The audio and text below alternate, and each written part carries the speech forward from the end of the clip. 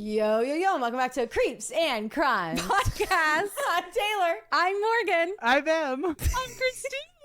Happy Thursday.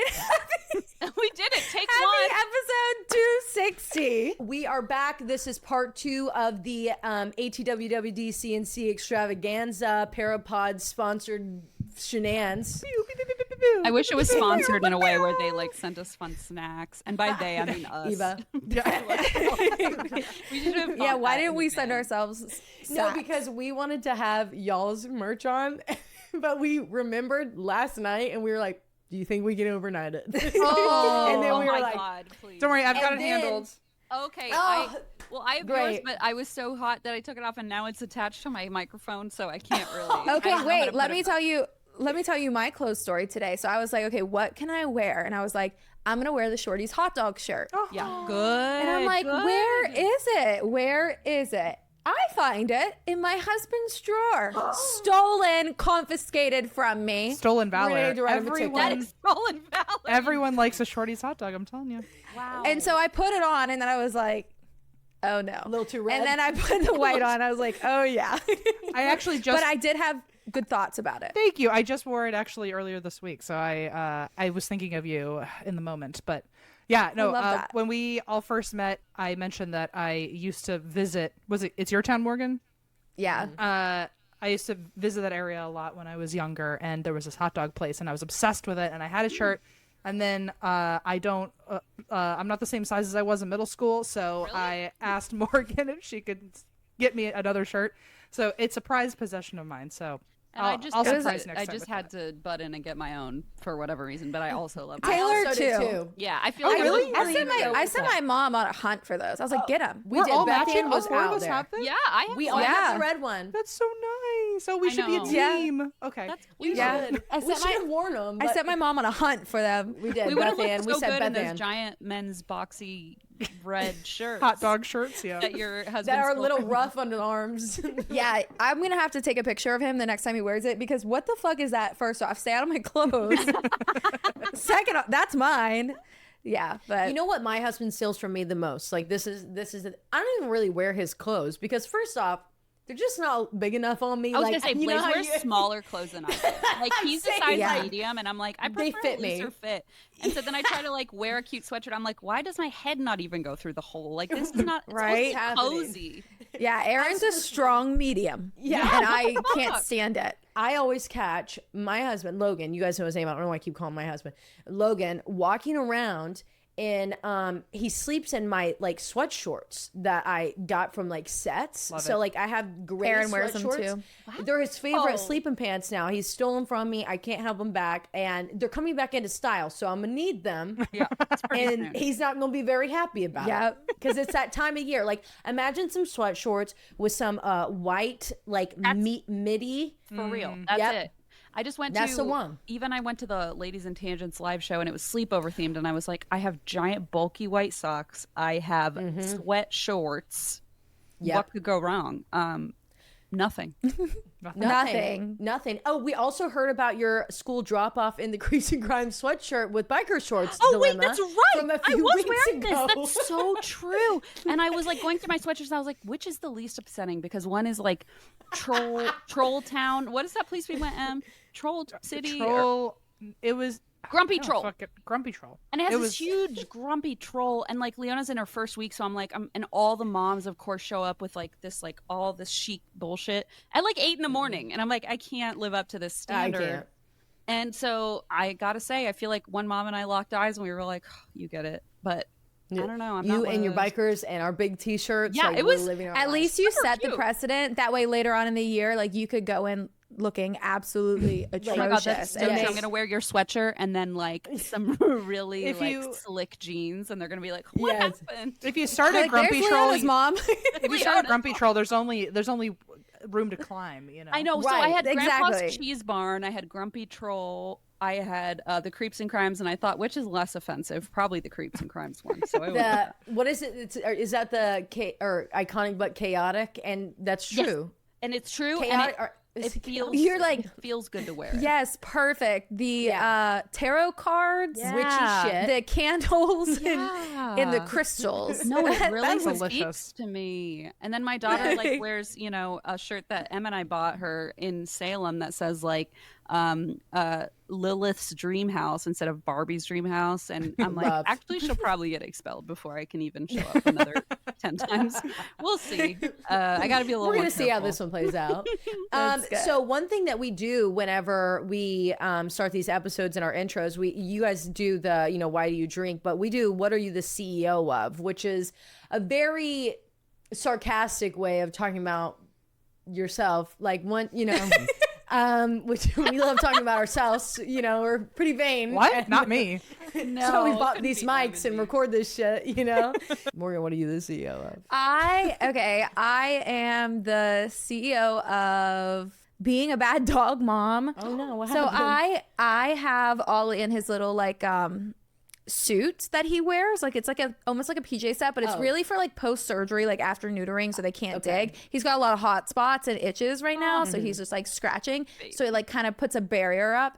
Anyway, there's a way that you can unlatch, so it like wraps around his belly, and there's a way that you can unlatch it and then roll it up, right? Well, I was letting him out today, and what's funny about it is that I was actually on the phone with my sister-in-law because our cross-country TikTok, yet again, our Instagram reel, ended up on this Olympic runners. She stitched it. And so Please. now all of these Olympic champions are commenting, and like my sister-in-law is a huge runner. Oh, yeah. And like, so huge like fan of qualified them. for the Boston Marathon. So she was like, my worlds are colliding. Like, what's my sister-in-law doing on these people's page? And so anyway, she was on the phone with me. So I let Ollie outside, and I'm just sitting there and I'm chatting. I look over and I'm like, oh, fuck. He's going poop. I didn't take the thing off. oh no. So It's luckily all there's in his no. There's a hole there for his butt, Oh. but there's not a hole for the pee. Oh, And that so poor puppy. he comes up, and I was like, "Oh no!" And it was like a soggy diaper. It Oh, really baby. was. Oh, but So then I had to did take you it throw off it him. away? No, I hand washed it in the sink. He needs to wear it tonight. He wet himself, poor baby. I throw know. away Tupperware. Wait, I We do throw have to away just. Tupperware that's been in the refrigerator too long, and you hand wash that. That's different, Taylor. That is different. I needed it tonight. So that's anyway, that's good. what I'm the CEO of. I need to fix that. So. Yeah, I guess it's not a good CEO moment for me, but Taylor, what are you the CEO Oh, of this week? I got a good one actually, because that one reminded me. I'm gonna send you guys photos. So, me and Logan have been putting off something for a really long time, because one thing that we have wanted to do since we bought this house, because we live in a very walkable neighborhood, and all of our neighbors go on like daily walks because they all have dogs and stuff. Well, we have cats, so like and we were like, why don't we get a cat stroller so we can take our cats on walks? Well, we got them, and yesterday we took the cats on a walk. So I'm CEO of Cat Walks. You're a good pet owner. So you're the CEO of a good pet owner, and I'm I the know, bad one. Morgan, you're gonna get ousted here. No, Morgan. No, Morgan, because you would think I actually took these cats to the vets and gave they them were shots. geeked. They were so actually Nona did the best. This stroller looks more expensive than my baby's stroller. It was actually on Labor Day sale. on Rude. Amazon. Love it. So What's what she's the willing black to cat's send. name? Mila. Mila. Oh, I just That's my love favorite Mila one. and I'm a real sucker Ophelia. for a black cat. Mila is my favorite too. the Oh, best. Mila's getting all the love. I like all She of them, but is. Mila's a cutie pie. Until we're recording, and she's like this at the door, Boo, boo, boo, boo, boo, boo, like boo, boo, boo. fist fighting the door. Actually, She's because she's 16 pounds. Oh dear. Girl. She's a big girl, and she's starving at all hours. Like there is never not a moment in her life that she is not starved It's the to cats death. with those extra hair floofs, and they always are just like, actually, I need more food Starved. to like maintain this whole thing. And I think Well, they have they an all attitude eat the about it. same amount of food, and she is 16 pounds, and her little sister Ophelia looks like a kitten still. Honestly, it looks like she's malnourished. I'm always so worried when we go to the vet, because I'm like, I swear to God, she eats every single thing that she's given, and like we take really good care of them. And she eats the same as Nona and Mila, but same food. when Mila walks, this is a sound that plays in my head. It's the dun dun dun dun dun dun dun dun dun dun Yeah. dun dun. What is What's that that from? It's from TikTok. Yeah. No, it's from a Disney movie, No, it's like from an a old. movie. Oh, Not Lady Aristocats! and the Tramp. Aristocats! Yeah. Aristocats! That's Sorry, what it that's is. my favorite. I'm so new school. Sorry, I just No, it's from- Yeah, it's from Leona recently TikTok. got home Okay, from outlet malls with my mom, and she had socks, and she pulled them out, and she goes, "Look what I got!" And I said, "Toulouse," and everyone was like, "What the fuck?" And I was like, "Toulouse, play the C major scale," and everyone was like, actually having a mental break. But I was like, Aristocats is my favorite fucking movie, and I love when they're. I love it. And that's the sound when the geese are walking. Yeah, the geese. That's what it is. Yep, it's And the they're like, geese. they just have that's such so an attitude. They're like these bitchy old ladies. I love them. And They are. yeah, I feel like that's such a good sound for like, feed me, here I come. Yep. Yeah. And that's how Mila walks. Okay, what are you guys the CEO of? I'm the CEO currently of Wet Socks because Oh no. my dog has learned. I think I said this to you before, Christine, but his current favorite thing to do is get a whole mouthful of water and then not drink it, but just carry it and then walk over to me and just go. And just open his mouth. I've No. heard about this. This is the funniest thing I've ever heard. He just grabs it in his mouth and then walks over and just drops it on the floor and then just leaves a big puddle everywhere. It feels like the house is flooded all the time. So now I'm constantly in shoes because all of my socks need to be washed because every time I walk anywhere, it's just like I just walked into a pool. It's disgusting. That is What's your dog's name again? Hank. Hank. My brother and his wife, they used to what's it called, rover sit, and they had this dog that was bad as fuck. Okay, and his name was Hank Dog. What? Hank Dog? Hank Dog. Okay. The cool. owner of the Hank Dog, get over here. Hank Dog. And that's all I can think about when you talk about Hank. Wait, that's funny. Have you seen the things where like owners will teach them to like drink their water and then wipe their mouths? Oh yeah, their trust mouths me, that off was with like the, a towel. That was the plan. Oh, now and he's like, but I now like he's this carrying it. game, and then he just pours it on you. he's just So- going. He's reversing. I don't know what's happening here, but all of a sudden he's Em like, was like how about the I other just day. Em literally said he's reverse cycling, and I was like, what the fuck? Well, like I feel like he's. I think what's happening is he's trying to bring the water over to me so we can drink water next to me. Which in that way it's very precious, but also it's like is. don't fucking do that. Please. Like I'm just Don't fucking. like I actually Maybe you don't. can where the house is like not I can see you wherever I'm sitting. You don't have to bring it over. That here. feels You know like what I mean? a toddler. Yeah, like look what I'm doing, and it's like I can see you. You're 4 inches away, and they're like, Yeah. let me get closer. Yeah. Anyway, Like, I Oh, forgot. that's so amazing. That is so funny. But I got to tell you, every time, most of the time when people say Hank, you think, especially being from Tennessee, you'd think I would think like Hank Williams Jr. or like something like, no, but I think down by the bank of the Hanky Pank where the bullfrogs jump from bank to bank. You know what I'm talking I about? haven't heard that in so long. You just Yeah, pulled I something out of my know. brain. That's a Wow. good. Where you that's a do good like shout. the Yeah. down the bank. Like I That just think was about so fun. carpool. Like just Yes, just yes.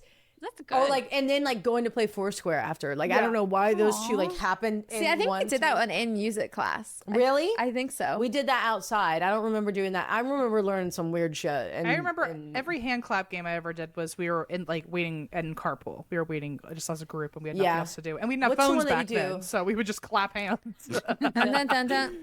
64. oh, No repeats or hesitations. I'll Yeah. start categories, names. What's the one that's M. lemonade? Christine. Lemon milk Lemonade. sorry, I got Punchy too eyes. excited. I pulled the cord out of my headphones. and I missed really- I don't know that one. I'm magically forgetting every single one of them. Me too. It's Mary Mac. I know that one. Tonight at 3 a.m, we're all gonna be like, Yeah. I was at the beach with my husband's family, and there's a lot of like younger girls, like elementary age, on that side of the family, and they were doing some chants and little hand things I've never New heard ones? before. New ones, yes. Oh, no. And I'd be like, "Do you guys know this one?" And I was like, "Oh, that's why they don't say it anymore." And then I'm like, and you hear it. That'll you, do like, it. You hear it come out. "Oh Like, yeah, that'll do Yeah, you it." hear it They and do you're like, still do the Big Mac filet fish quarter pounder. They still did that one. They knew it. Okay. They're still doing that in elementary schools. I mean, it's still like the ice cream truck, how they had to change their song. Do you know about this? Oh yeah. no, I didn't know it. Yeah, so the ice cream truck song that everyone knows is actually an old minstrel song.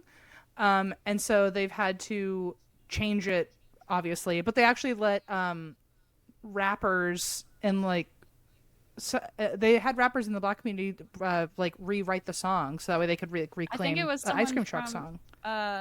Hold on, I don't want to say the wrong thing. Ice cream truck song.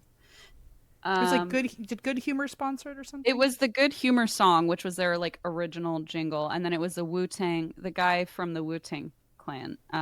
Yeah. who made a new one. Yeah, so now all ice cream trucks are Wow. supposed to have Is it like illegal if they don't? No, I don't it's think just it's kind of illegal. It's just if you know the racist. history of it, it's kind of like maybe we You're should like, change it. don't pulled over and arrested. Yeah. Oh my God, I think imagine. I think it was called like the song is called like Turkey in the Straw or something. Turkey that in the was straw, yeah. that was the original name of the. For some reason, I classic. can't hear. Yeah, I can't think of it either. Well, there's an ice cream truck that comes by my house at 9 o'clock sharp Do-do-do-do, every time. do-do-do-do, do-do-do-do-do-do-do. I It's think one that's I've the never that one. heard, and in between it goes, "Hello," Huh? and then the next round it'll go, "Are you there?" And you guys did Yeah, I something on just your was show like- recently, Yeah. and it was like, "Are you there?" And when you guys said it, I was like, "Oh Okay, God!" Like, wait, but oh. Taylor, somebody literally today commented, like, I was typing "Are you there?" into like some program or something, and then Christine said, "Who would type "Are you"? Who would say "Are you there?" That's so." And so, like, apparently, all this is- color Sam. That's yeah, it was what all color Sam, exactly. Yeah. Apparently, this Yeah. has been like a thing. People are like getting creeped out. Ooh, by. yeah, Well, ooh, and haunted all of us.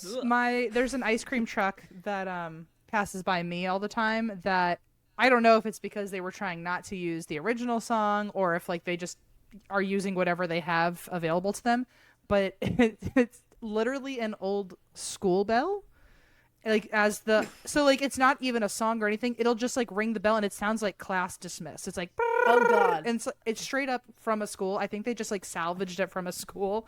And so And they now just put it on the side. every time that you see the ice cream truck, it literally is just like that shrill like class I love the dismissed idea that sounds. they can't like control when it happens. It's just like every 55 minutes whenever class let out, and it just like Yeah. rings, and they have to just kind of It give just out goes. ice cream. It's truly it's jarring every time. I'm like, oh Yeah, it's alarming. yeah, I would hate that. You know, I wish there was just like a better. Can we just do like regular music that plays, Can we like not maybe be the so radio? fucking weird Why about can't it? the ice cream truck just like honk like Why or are something? there organs and like why do we need to make Why it is it saying weird? hello? What about like the Are you wheels on the there? bus? Well, Yeah, Taylor, like, that feels the like wheels on the something truck. really sinister happening just in your neighborhood. I feel like I've never seen an ice cream You truck. don't let say, Are hello. you there? Yeah, I'm not joking. Hopefully, it'll come an hour early, and it'll be right when we're all getting off, and Are you guys you can hear it there? because it is so I'm gonna violently say loud. yes, and I'm gonna see what happens. I'm I gonna was try to on film the phone. I'm gonna try to film my ice cream truck next time that it passes Okay, by. I'm gonna try to get it because I mean, guys, I was on the phone with my mom the other day, and she goes, "Who just said that?" Who's and I was talking like, to "It you? was a fucking ice Like, cream who's man." harassing Like, you? Oh, the Yes. giant ice cream truck coming down the yeah, and road. I gotta say, I've never seen someone driving an ice cream truck in this neighborhood that looks like a safe person to walk up to. Right. And I gotta say, like, I don't mean that in like Even a the bad trucks way or a mean themselves way. are usually like They're all falling beat apart. to Shady. shit. Yeah. Like they're so They have scary like duct looking. tape over half of it. Yeah. Yeah, they are It has all one of the headlights has eyelashes and the other one doesn't. Oh, no. I'm like, oh no. She's like, Christine, when you're drinking, like just one eye's kind of open. Lash set of extension falsies only. down. Yeah. It's I have a falsie in my hair, and I'm like, I'm good. Like, Christine, actually what get are the you the ice cream. CEO of, Christine? What am I Yeah. CEO of? Wow, it could be so many things that we've just discussed, like fallen lashes and yeah. mostly just that. But I've had plenty of time to think about it, so I obviously have a very good answer prepared. Decluttering? I was about to say the same thing. You know what? That's pretty good because I really feel like I have emptied my house of my whole life in the last few days, weeks. It's only because I'm the queen of decluttering. You're right. I'm going to own it because You are. Good for you. I've gone through some very big changes this year with like familial relationships, and I was like, you know what? I'm going to buckle down and just like clear my house, do the Got Marie to. Kondo. Nothing that doesn't spark joy gets to stay in this motherfucker. So I was like, out. And I got rid of shit that like people have gifted me that I felt guilty about. And I was like, I'm done. And I cleared out so much shit. I mean, it looks bad because it's just all now here, but I think I probably sent out like 60 or 70 huge moving boxes of just like That's 70 awesome. boxes. Like So a good. lot. That's And a lot. I've only lived I'm here so proud 5 of years. you. But like we get a lot of random like stuff in the mail and I feel like guilty and then I'm like I want to hold on to things and then I put them in a pile and they get dusty and I'm like I'm not even like appreciating them. I don't know. So I finally went Yeah. through everything. I took pictures of stuff that was important. I don't know, tried to not be guilty about it. And it's been really nice because I'm like, hey, I bought a Swiffer. Oh my God, I'm only 34 and I bought a Swiffer finally, and I can Swiffer my house. And my mother-in-law is going to be so thrilled when she visits and is like, you finally bought a Swiffer. And I'll be like, yeah, I did. I So, did. No big deal. Yeah. So, just. Well, I see your piles. I see that you're like making and like have boxes beside them. Those are beautiful memory boxes. So much. I'm really like following the rules. I'm like, okay, so like one box for Leona's stuff for her first 3 or 4 years. And Yep. two puzzles. I'm keeping 2 puzzles. I'm trying to Yes. limit things. Anyway, so it is a very It new feels me, so 'cause I am good. kind Yeah, of a it hoarder does. in reality, but I feel like I've It's like Me a new too. house afterwards. yeah, it will. It really does feel like it. And Blaze keeps being like, wow, I can just vacuum the floor. There's not just like shit everywhere. And I'm like, yeah, my Swiffer too. It just kind of has Look at me room and my all of a Swiffer. sudden. Yeah. Like, Awesome. it's like cutting your hair. It's like when you cut your hair, like a big chunk of your hair off. It's like you release something that And you've you're been like, holding on to. it's so bouncy and Oh, buoyant. and I Cleansing. can breathe, and my Breathe, neck yeah. feels better. And then you get like that little itch, and you're like, oh, I've never felt a breeze there before. Yeah. Oh, Oh, wow, what is this great. newfangled life? Yeah.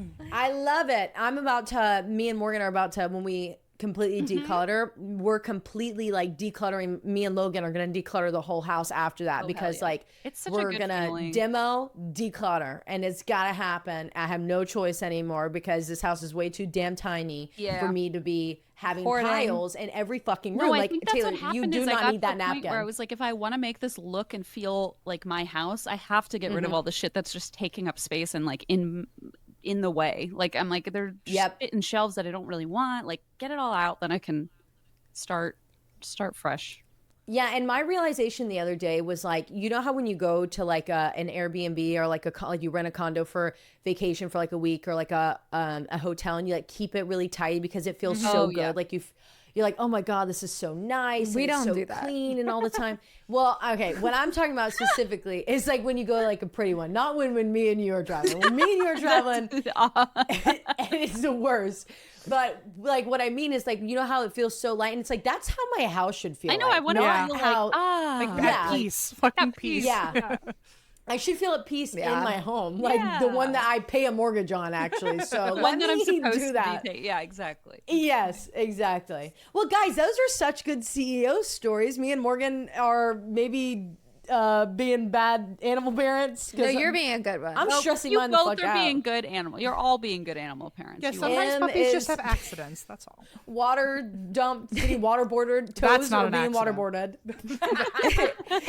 Hank is the CEO of Fish. He's the CEO of pissing me off, is what he is.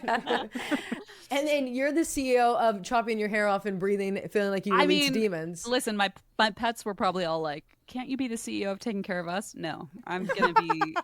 You are selfless though, for them. because when you have all these different things, I know the cats love it. That's good for their mental They health, is to be able to fucking have love it. changing.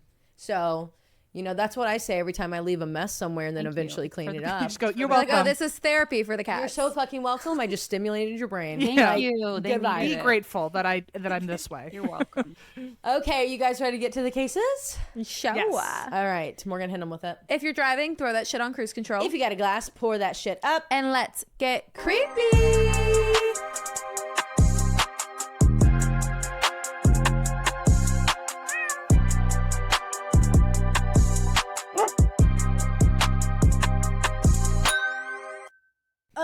Okay. Let's get fucking creepy. Em, you're gonna go first. Are you okay with that? Like Norm? Like Norm. I'm yep. so excited. Okay, so for those who don't know, Morgan and I teamed up and we are covering the Smurl haunting. I'm gonna do like a quick little recap in case Thank you. people, So I'm just gonna fly through this part as quick as I can, and then we'll get to my spot, which is, well, you'll see. Okay, so in the 70s, Jack and Janet Smurl and their 2 daughters at the time moved into a house in Luzerne County, Pennsylvania, with, I think it was Jack's parents, one of their parents. Yes. Living in the neighboring house. It was kind of a duplex situation. They lived there for several years, and activity started pretty much as soon as they got in there, but it was very low grade. It was like construction tools were disappearing and reappearing, and for the next 12 years, activity got more intense, including the following.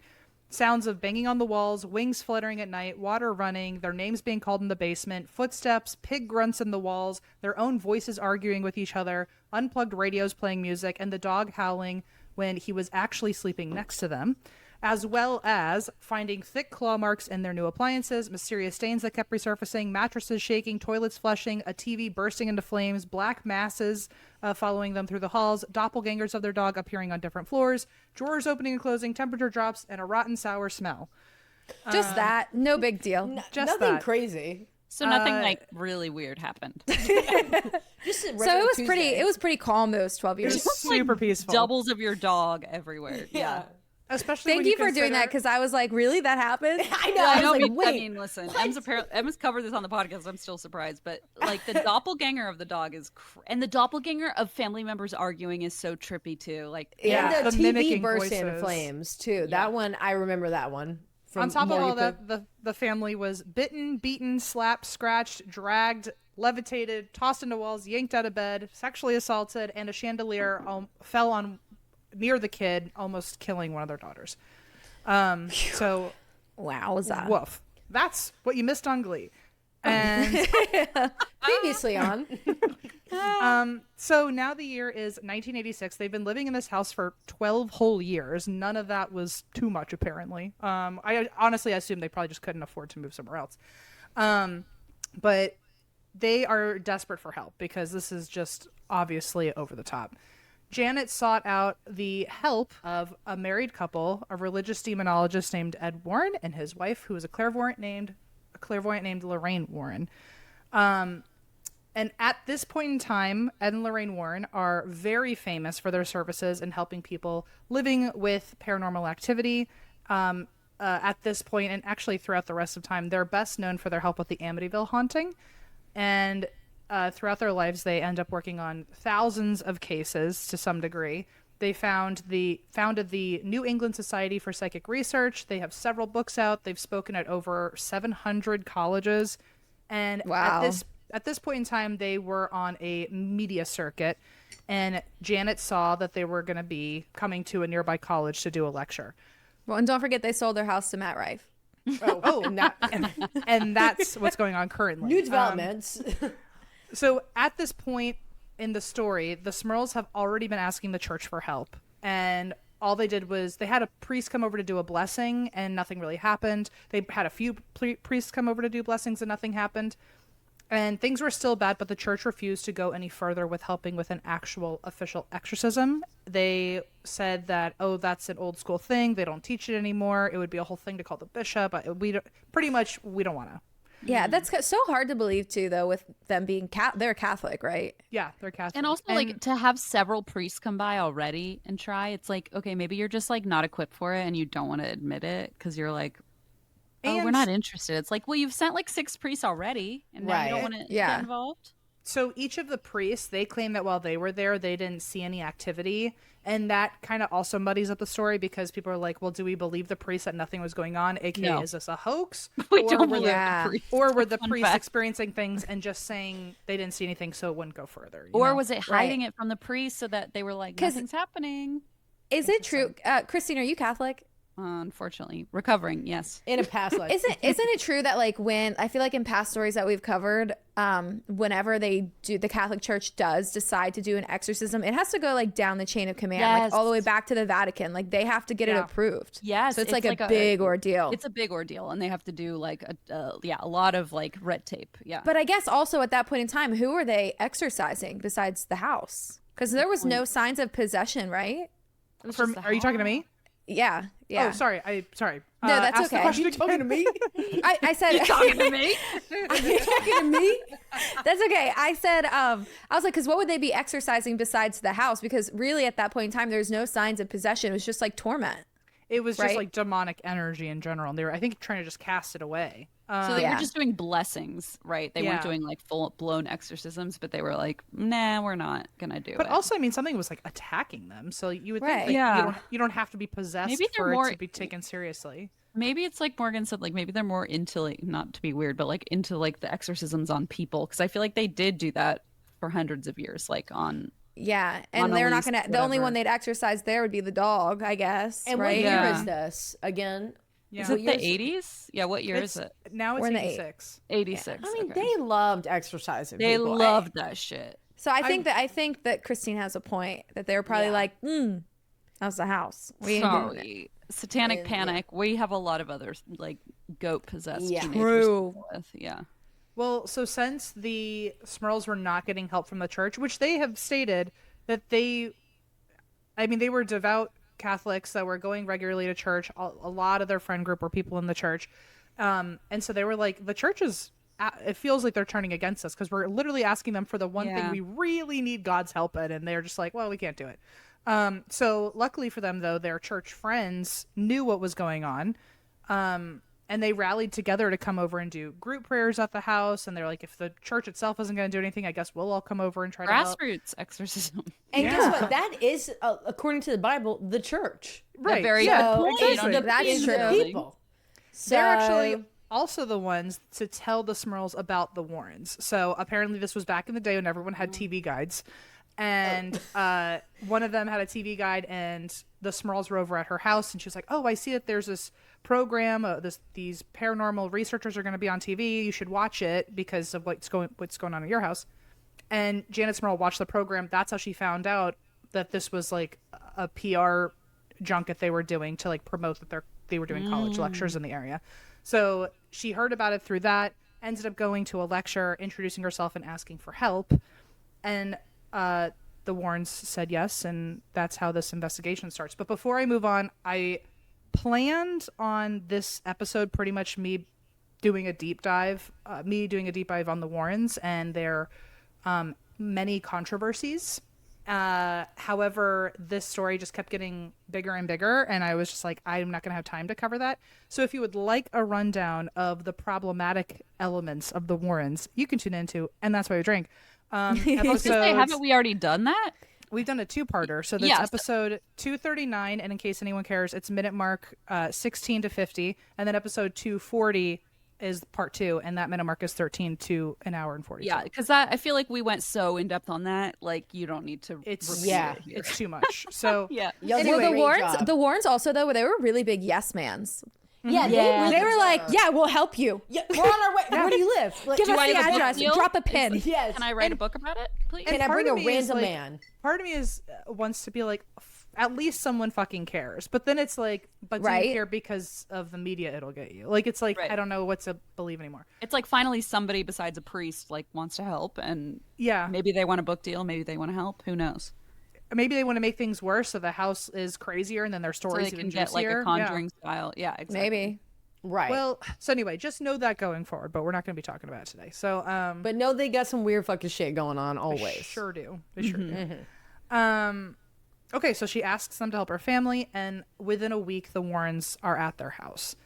Over the course of the next 8 months, this is January to August, the Warrens investigate the Smurl house, I think 12 times. 4 of them were overnight, and sometimes they would bring other people with them on these investigations. They've had photographers come with them. They've had psychics come with them. They've had other investigators who were under them come.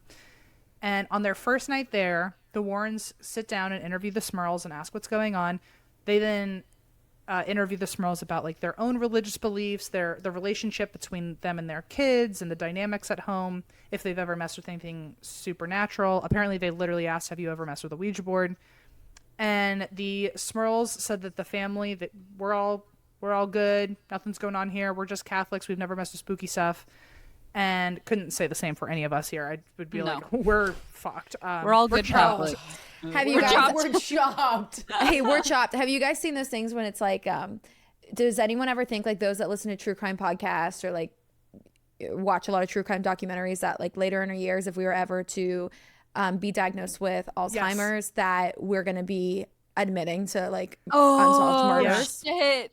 Yeah, I feel like that's actually going to be so interesting one day when it's like we can't we don't You even know how can't to put people differentiate your away. own, right? Especially Yeah. with like how like absorbing media is today. Like I feel like we're gonna grow up and think we're like different. Yeah. Yeah. Oh yeah. God, we need to have and it like tattooed on us, like you know how like You have, are like, not a killer. yeah, Yeah, like you how you stop have like telling medical people. conditions.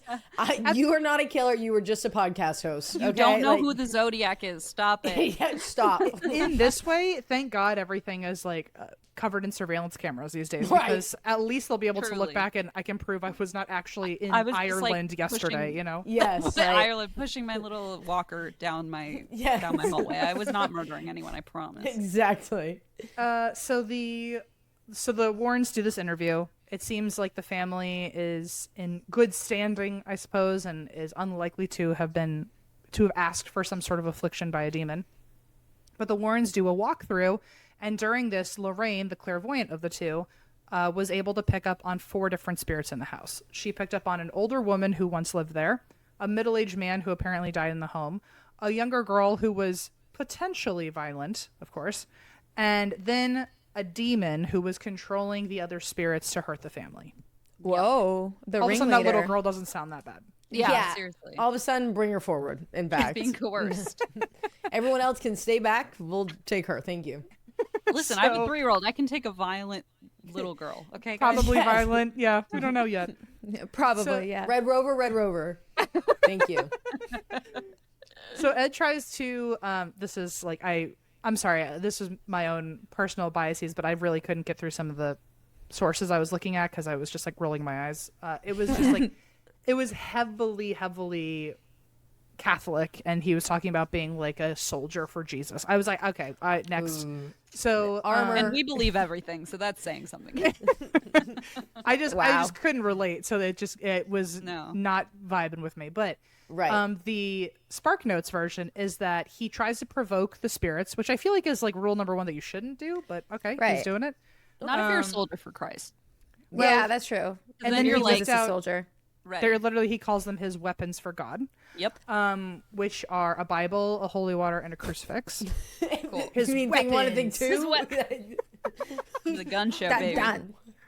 Firepower or whatever it is. Fun fact about the crucifix is, or I don't even know if it's a full crucifix. I'm sure he brought that You too. guys, I've got so many fun facts about the crucifix. If one isn't enough from M, I have so many more. Why didn't we do that for Yappy Hour TVB crossover?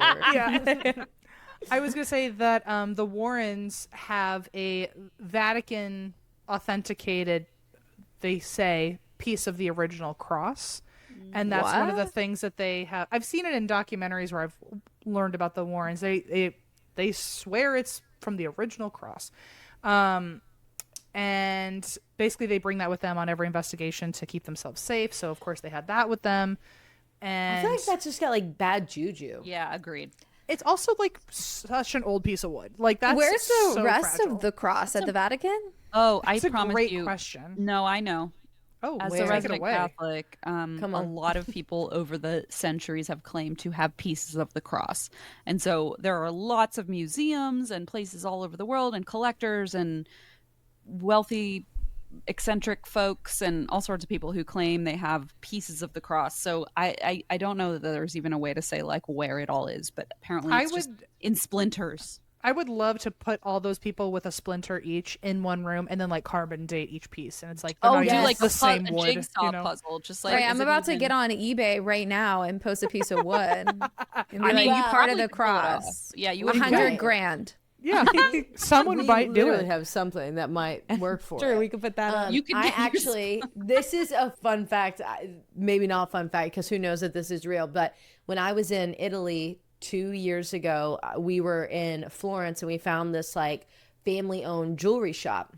Cool. And they make their own, like with like stones or whatever that they collect or whatever, they make their own crosses and stuff. So we go in there and we're talking to the guys and we find these two that we are in love with. It's me and my friend Arletta. And we find these two that we are in absolute love with. Like they're just stunning, like look like mob wife, like just like just the most beautiful like jewels that you would ever see, like some like Italian Catholic like soundtrack mob of wife them. wearing. Yeah. Yes, like they're just stunning. So I was like, I have to have this, and I told myself I like budgeted so I could buy myself like one really nice piece of jewelry in Italy. And I do that like any different country I go to. I try to get one nice piece of jewelry that I could like pass down to my kids and so on. So this is like what I wanted in the budget, whatever. So we're about to go up and I'm like, so we want these. And he's like, well, these are actually a little bit more expensive than the other ones because not only it has like a moonstone in it and rubies and stuff, but it's a hand-beaten gold cross that was blessed in holy water at the Vatican. And I was like, Okay. you know what? This is in the budget. He could have got you there. Might have got me there. He might have got me. He probably was like, you stupid fucking American. And like, and I bought it. I bought the thing. And it's a stunning piece of jewelry. And I'm like scared to wear it too much because I'm afraid it's going to like, I'm going to lose one of the jewels in it. But it's just stunning. So now like whenever I like cleanse a house, I take that cross around with it. Yeah. And I'm like, just in case, right? Like if there's energy and intention behind it, then I feel like it carries the same power.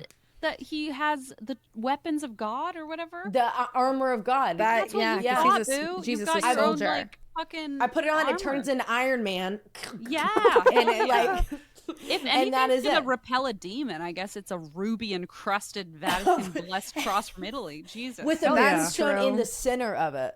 With a what in the center? A moonstone in the Oh, center of shit. it. That's fucking crazy. I went to Italy with my parents when I was a little kid, and I absolutely got scammed by someone who was Totally, me selling too. binoculars. And he Were they blessed by the Pope?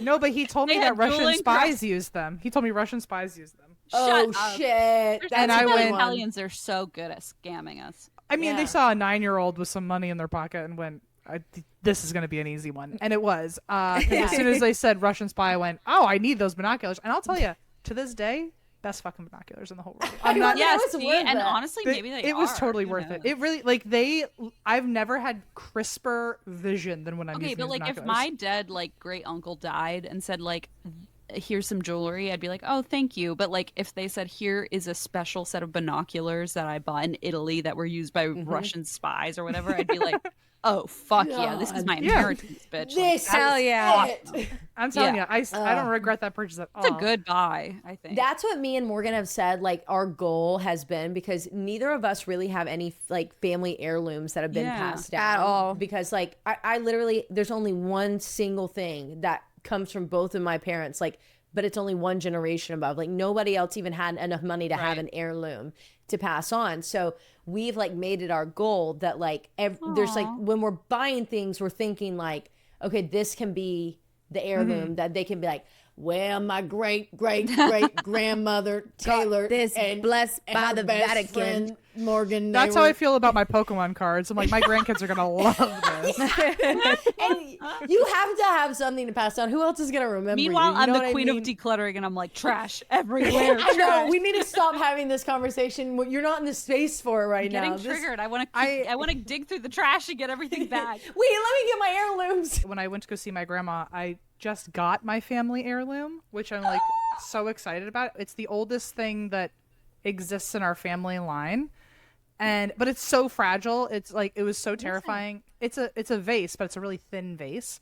And of course I held it like flying home. Oh, you flew with it. Oh my god. Because I was like, I'm not going to risk this getting broken. Because also, fun fact, it was, so my great-grandparents, they escaped the Holocaust, and that vase was the only thing they brought with them to the States when they escaped. And so I was Wow. like, it would be so embarrassing if this shattered in baggage claim. Like, It I would can't. be so embarrassing at LAX if you I'd be were like, Wait, yeah, not at LAX. Could I'd you be like, imagine? what was Especially. going? Why that vase? Like, you couldn't think of anything. Like, what was so precious about it? And I'll never know. But like, it was obviously if you were important. on Southwest also, that would have been really sad. Can you imagine I if have to took- see a picture of it. Yeah, I have it right here. I can show it to you. For a second, I thought I lost it, and I was like, No, no. "Oh, And shit." we were gone a little longer than I expected. and I was Me too. worried. I was right like, here. I Yeah, was you were I like, know it's right exactly- here. It was on a Lazy Susan, and so it was actually Oh. behind. I need to spin it, but I panicked Okay. for a second. But anyway, so this is it. Whoa. Oh, Wow, That's big. That is Whoa, huge. that's Big girl. I know. Yeah, you said tiny vase. Oh no, thin vase. It was like Oh, Thin, very thin. Oh, And I so, see how thin that is. Yeah. But it's and big, then- which is the worst thing to have a thin version of. Like, Yeah, true. And double, I would- double fragile. the whole way back from Florida on a plane, I was so terrified, and I was like, my great grandma literally traveled probably on a boat to fucking get this over here, and I can't even spend 3 hours on Spirit Airlines with this. So You're like trying to eat your burrito. Go and put you're it like, back. "Damn it."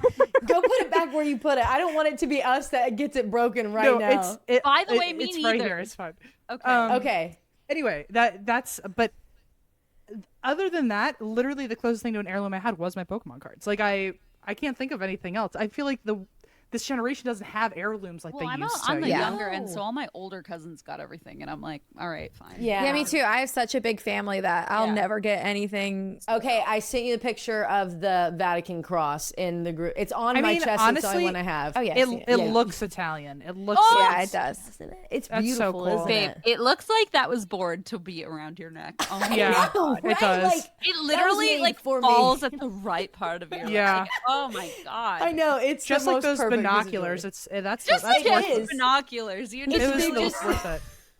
It The was Russian 100% spy worth it. binoculars. Anyways, they have a piece of the cross, the OG. okay. Yeah, Oh they my must God, have yes. killed on her it. of that motherfucking. Thank you, cross. Taylor, for always circling back. Jesus. Okay, so I'm the queen of it. they've got their weapons for Jesus, including maybe a piece of the actual cross. Yep. And Ed lays them all out in the house, and he decides he's going to start. This is just their first investigation in the house, too, but to see, I guess, how bad things are. He lays everything out. He starts praying. Lorraine starts praying. They start playing Gregorian chanting, which apparently demons hate. Don't even get me started. Okay. And this leads to the mirror in the room and the dresser drawers violently shaking.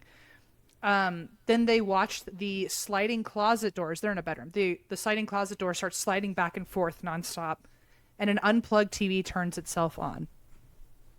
Then they start watching the items all over one of the dressers move by themselves closer and closer to the edge and then fall onto the floor. There's a cat haunting this house. Yeah. Why are they itching towards the end? Yeah, exactly. They said dancing across the Ew. and Ed felt a temperature drop in one room that was at least a 30-degree drop.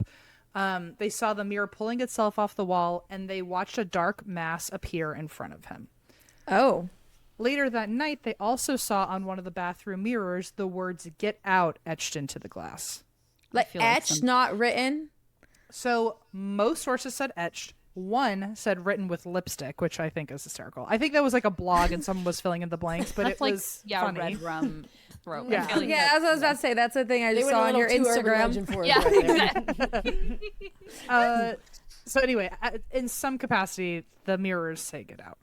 And the Warrens come back 11 more times, and during their visits, they claim to have caught a lot of footage of EVPs, dark masses following them down the hallways. And a few sources during this time, they said that the family was still being attacked in the same ways that you described in your half of this episode, being assaulted, and now people are getting weirdly sick and getting infections that don't make any sense.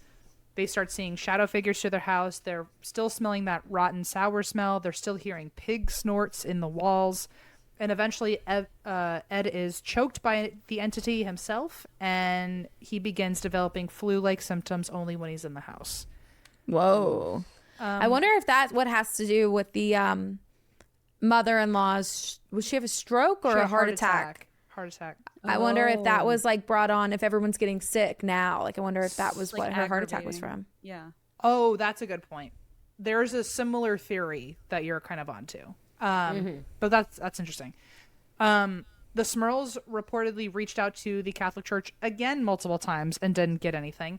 So the Warrens said, well, we know a Vatican priest that'll do an exorcism. You would, Warren. And his name is Father McKenna. Apparently now he's a bishop, but Father McKenna at the time. And Father McKenna comes and does the first exorcism, and it seems to make activity worse. Yikes. The family starts hearing banging, they start getting scratched, and pretty much nothing gets better. But during this time, the Smurls are like, we've run out of options. We literally had a Vatican priest here. We're just going to write into the paper and see if anyone can help us. And they reach out, and people eat this shit like hotcakes. Like people are flying in to like camp out front of their house just to like sit and watch through the windows and see if they witness anything. To be voyeurs. Voyeurs. Voyeurism. Yeah. They are full of voyeurism in that So town. much voyeurism. And it was even though like their neighbors were friends with them, they were also like it was starting to get heated because like like they couldn't drive out of the neighborhood to go to work because there were so many people camped out in the neighborhood hoping for like a glimpse of this house. One of the people who came to the house, by the way, was actor Jason Miller, who literally was the exorcist in the movie The Exorcist. Oh shit. And What? Apparently he lives in the area. That was extra weird. All I'm pop picturing by. is like Ed and Lorraine just like eating this shit up. Like they're getting out of their for cars. It's like sure. flashing lights, like just like Yes. paparazzi. They're like, please no She's got her hair pictures. pinned up. Please no With those big pictures, everyone. sunglasses. Yeah, Yeah. big time for sure. Well, Yes. this part freaked me out a little bit because I was looking through some newspapers and Jason Miller actually did an interview about visiting the house during this whole camp out extravaganza. And they let him get a tour inside the house. He described what he saw in there. And while he was being interviewed in this article, he was talking about how by even talking about the demons or publicizing this or giving the demons attention, they're going to seek retaliation. That's what he's talking about in the article. Isn't he just an actor? Why is he acting like he knows how the ghosts work? Was this Apparently- wait? Apparently, When- he, as the exorcist, to prepare for the Oh, movie, so he he maybe actually went to studied like this. religious schools and studied. Oh, and so all this he's stuff. he's doing like the what's the acting called where you like method Method. acting. method acting, right? Was this Yeah. before or after the movie? This was after the movie. That's why it was such a big deal that he came. So they okay. did an article Okay. of like the literal exorcist came here To come back- and did oh, a okay. tour. to the scene? And so anyway, in his article, he was saying like if you even mention the demon, like I could retaliate by giving this interview. I could give it ammo to retaliate. And the next sentence in the article says, this is a quote from the article. While this story was being written, the computer at the Times crashed, delaying the writing of it, and a photographer had difficulty developing pictures of the Smurl family as a fuse blew in the photo department. So just feels a Highest little and best creepy. only. Please don't touch my fucking computer. Do not touch our recording. She's on her last leg. We really cannot. Only things of highest and best. Everything Stay else, out of our Google fuck Drive. out. Do not touch the Google Drive, please. Get So- out. The news crews started parking. I mean, news crews started parking outside. A documentary crew came to like interview everybody. It got so out of hand that originally the family did reach out because they were hoping someone would just write back and say, I know a guy. They didn't expect people to come camp out like it was Woodstock. Yeah. And it started overwhelming everyone in the area. The neighbors are starting to get really mad. People who are freaked out about ghosts and wanted the family to move away from town started like vandalizing the home and throwing bricks into their windows to try to scare them away. Jeez. And Why? because of this and all of the press that this family was getting, all of a sudden the Catholic Church is like, well, we should probably dip our toe in this so people don't think that we're, you know, neglecting Catholics who need help. The Catholic Church is like, why didn't anyone tell us about this? Yeah. What's been going on down the street? No one told us. We should have been the first phone call. Truly, I would have just been like, don't even bother. Don't even No, do I've been right so now, mad. Catholic Church. There I'd was pull one, out the receipts. there was one interview I saw where apparently the family did reach out to the church a few times and they would get a name for a priest that could help them, and the priest never existed. And so my first thought was, oh, so the Catholic Church is lying to like keep them distracted. But then every time they would call and say, hey, where's this pastor or where's this priest, other people would say that priest doesn't exist. It sounded like basically they kept missing each other, or like almost as if they were talking on the phone to someone who wasn't real. It sounded really creepy. Like, It was like the demon. like a demon was They were on the being phone. gaslit by the other You side. should ask for Like a demon was mimicking the Catholic Bishop Church, being like, "Oh, you should ask for this Morgan. bishop," and then they'd call the actual church, and the church would be like, "That person doesn't exist." Morgan died 40 years ago. Yeah. I think this could have Not just been the that Catholic. Morgan. I think this could have just been the church being like, "We don't want anything to do with this. We never." Yeah. but it's scarier when you think it For was sure. a demon. 100%. That's the take I'm going with. Yeah. Sure. Yeah. So, when the first exorcism didn't work, Father McKenna came back 2 more times. And after the third one, activity did seem to die down for a while. But eventually, the sounds of the knocking on the walls, the rotten smell, that came back. And so did the black masses that were forming in front of them in the hallways. So Father McKenna even straight up said, I wish my own attempts to exorcise the demons had been successful, but I've said mass in their home and have 3 times given the rites of exorcism, and the demon always returns. After the activity picked up for a 3rd time, the Smurls move out, but in their new home, it did seem to follow them. The family started seeing the black mass again. They started smelling the same smells. They were getting scratched, or they were seeing scratches throughout the house. And they reached out to the Catholic Church again, who finally actually did send them a new exorcist. Okay. And after that guy showed up and did a 4th in total exorcism, the first one on this new house, the activity actually did go away. And the main story that, if you're reading about it online, it says that it was only 1 exorcism that was performed in that house. And that may have been true for a while, but actually, Morgan, you found a really good YouTube link that I ended up using where one of the daughters in 2019 was interviewed about her time living in that house. And she said, oh, the new house had to be exorcised twice. So, Oh, good. and I didn't yeah. see that anywhere else. So, And I trust her. good trust find. her. Yeah. For real. Sources say that the original house was actually demolished, but as of 2019, it seems to still exist as a rental property because that daughter from that interview said people still live there and they still message me on Facebook to tell me that they don't have any activity there and that this must all be a hoax. Oh my God, what a weird thing to Get do a with your life. fucking life. And Like, the daughter- oh Mommy, my you god. fucking weirdo. And the daughter's like, well, yeah, because it followed us. Like, why? Yeah, it's not babe, there My now. house. We had to get Yeah. it exercised twice out of the new house. The events of the Smurl family haunting have turned into a book called The Haunted, which sold over 500,000 copies in its first run. And then the book was adapted into a TV movie called The Haunted, which brought in 10 million viewers for Fox. As for theories as to why this all happened, the Warrens never came to like a solid conclusion, but Lorraine and Ed have different theories.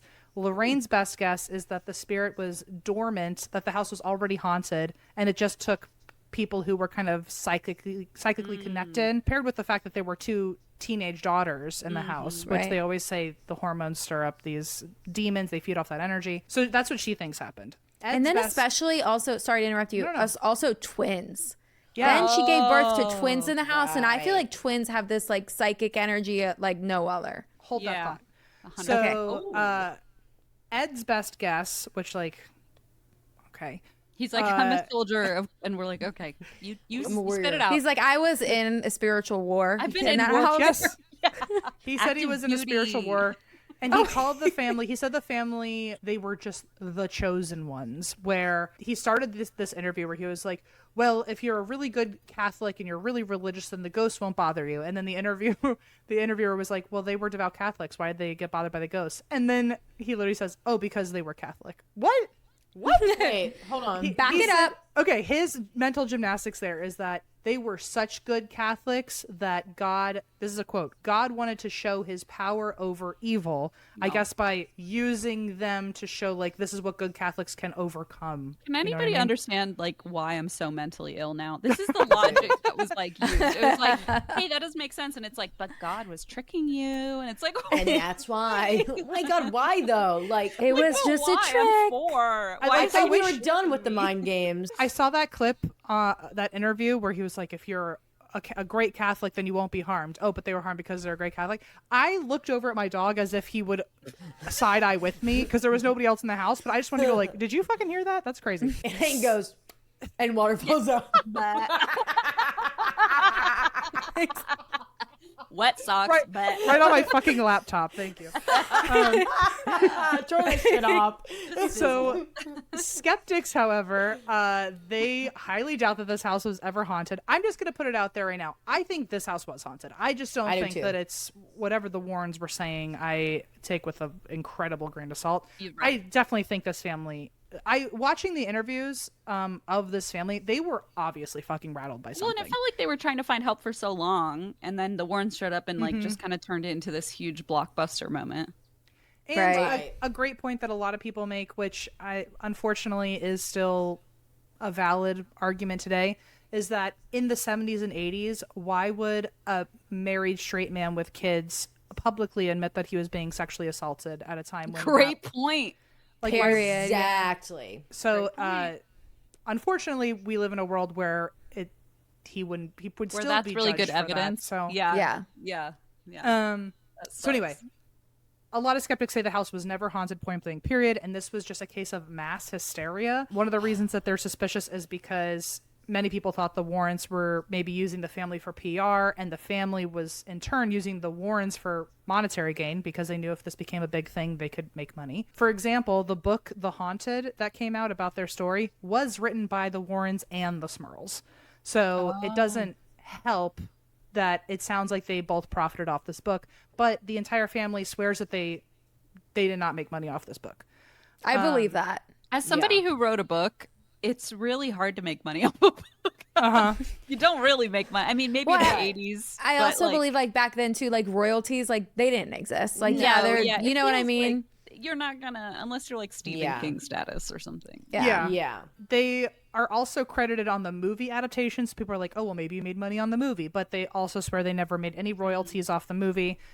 Again, could be a lie, but it could just be true. Like maybe they're just credited as the inspiration. Another source said that Jack Smurl did actually have a deal with a Hollywood producer to make a different movie, but the deal fell through. But it still kind of makes people suspicious that he was even trying to make money off of this, which I'm gonna say, if I just went through a fucking tragedy and I can at least make like $1 million, I'm gonna do it for real. I'm gonna do it. Like I agree. Kids and they're Judge me all you want. traumatized, and I've been sexually assaulted. Fuck off! Like I'm gonna for sure. Yeah, make I'm gonna money. capitalize on that. That's for sure. That's just because you're making money off of it doesn't mean that it can't be true. Two things can be true at the same fucking time. Yeah. And the family, I think another thing that made people feel weird was that the family and the Warrens were both so quick to do a press junket on this. Like they were on Sally Jesse Raphael, Larry King, Entertainment Tonight. So that just made people feel weird. Another thing is that there was seemingly a total lack of activity or evidence from people who went to the house. Because remember, priests would come and then they would say nothing ever happened. It seems like anytime something happened, it was because the Smurls or the Warrens told people when nobody else was in the room. And the Catholic Church claims that they never actually authorized any exorcism. So if they did have an exorcist go here and do 3 exorcisms in this house, it was not Vatican approved, which apparently is like a big fucking no-no. Gasp. And that was at the new house, right? That was at they apparently did approve the ones at the new house. But the old house where Father McKenna came, and he did 3 exorcisms there, apparently the Catholic Church claims that they had nothing to do with that. Oh, well, that's funny because that's the Warrens' Vatican-approved exorcist. Right, good point. Bing, bing, bing. Good point. That's exactly right. Another reason that people are suspicious is because, remember I said the Warrens kept collecting evidence over those months where they had EVPs, they had footage of the Black Mass following them down the halls. Well, when asked for the footage, Ed later told people that he didn't have it because he sent it to the Catholic Church for evidence. He also told another person that he sent the evidence into a TV production company, but he couldn't remember the name of the production company.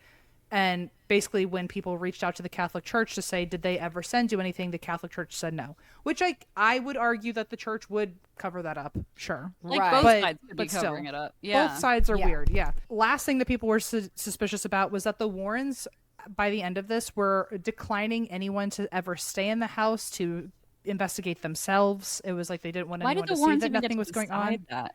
Right. And the Warrens also ultimately took over answering all questions from the press so that the Smurls, their argument, I think, was like, well, we're protecting the Smurls from how overwhelming it is outside with people camping out. So kind. But it really was like they just got to like be the ones interviewed constantly. You guys stay indoors. We'll handle this one. We'll be the face of this whole investigation. Stay inside while we're outside in a haunted fucking house where they want to hurt you. We won't be here, but we will talk about it.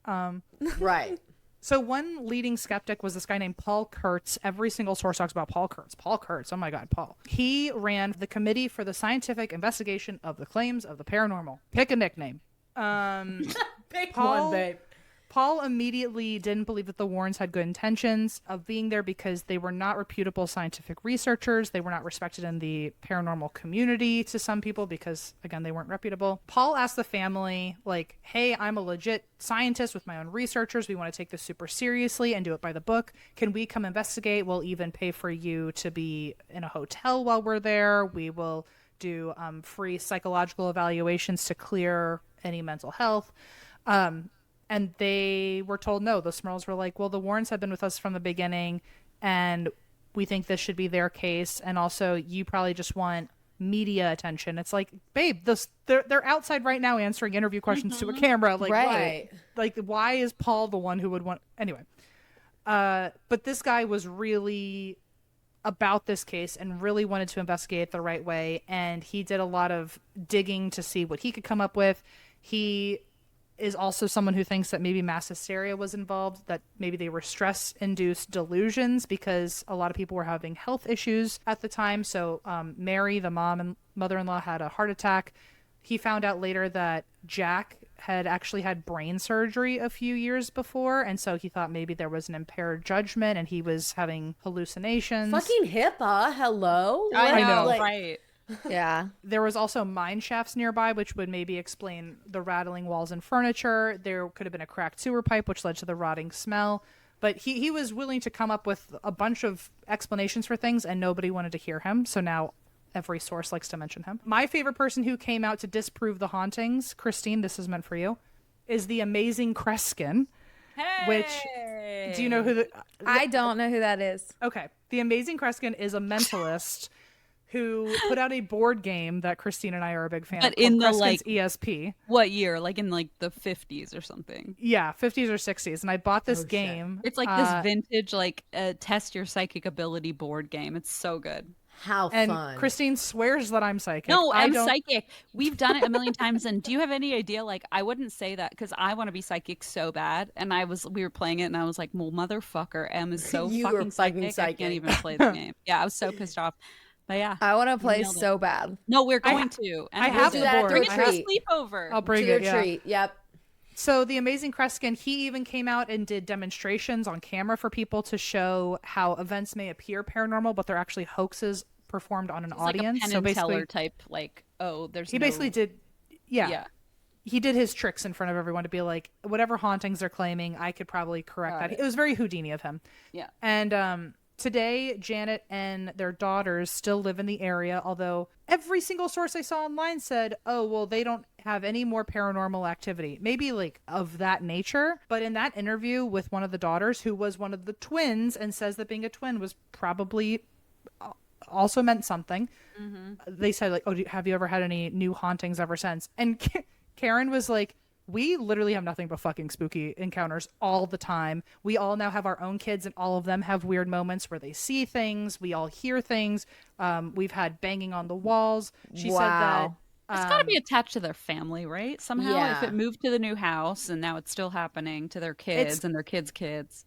it's got to be. Or she was asked, like, do you think that you guys all just have some sort of psychic ability you're tapped into, and that's why you're more of a sponge for this kind of energy? And she said she just feels like everyone has some sort of ability, and their family's able to unlock it by accident in some way, and that the house probably wasn't originally demonic, but it was something minor and spiritual, and because of their abilities or their openness to that kind of stuff, it just progressed into something darker that could take advantage of them. Because she made a great point. It took 12 years before we started reaching out for help. So it wasn't like there was Yeah. always a demon attached to this place. It had to grow into a demon. But one thing I thought was super creepy is during this interview that she had, as the first time she spoke on the interview, because like people were introducing her, the first time she spoke, the host's equipment flew across the room. Like Hey, as soon as she just started talking. is I there thought that video was- of that? There's no video, but you can hear the audio of like expensive equipment flying across the room. I would shit my Jesus. pants. Wow. And then the last fun fact I have for you is that the Smurl story, although it inspired that one made-for-TV movie back in the day, it also inspired the upcoming movie, The Conjuring: Last Rites, which comes out literally next week. Oh, Crazy. Wait, next week And- our time, next week episode time. Right. Next week, our time. It's Oh, so it'll be September 5th. It'll have been out by then. Okay. But anyway, that's Perfect that's timing the on Smurl release, haunting. guys. It's like we did it on purpose. We That's did. the Smurl haunting. And if you want to know more about the Warrens, you can go to episodes 239 and 240 on, and that's why I drink. So Damn. For the dirty deeds. Yeah. Thank you for that, Em. Damn, that was so good. So Thank good. you. Snap, snap, Nailed snaps. it. thank you. I'm sorry that Increds. was so long. I'm sorry. No, it was so good. I love. I mean, obviously, I love you guys' podcast. So, like, I love hearing you tell the story.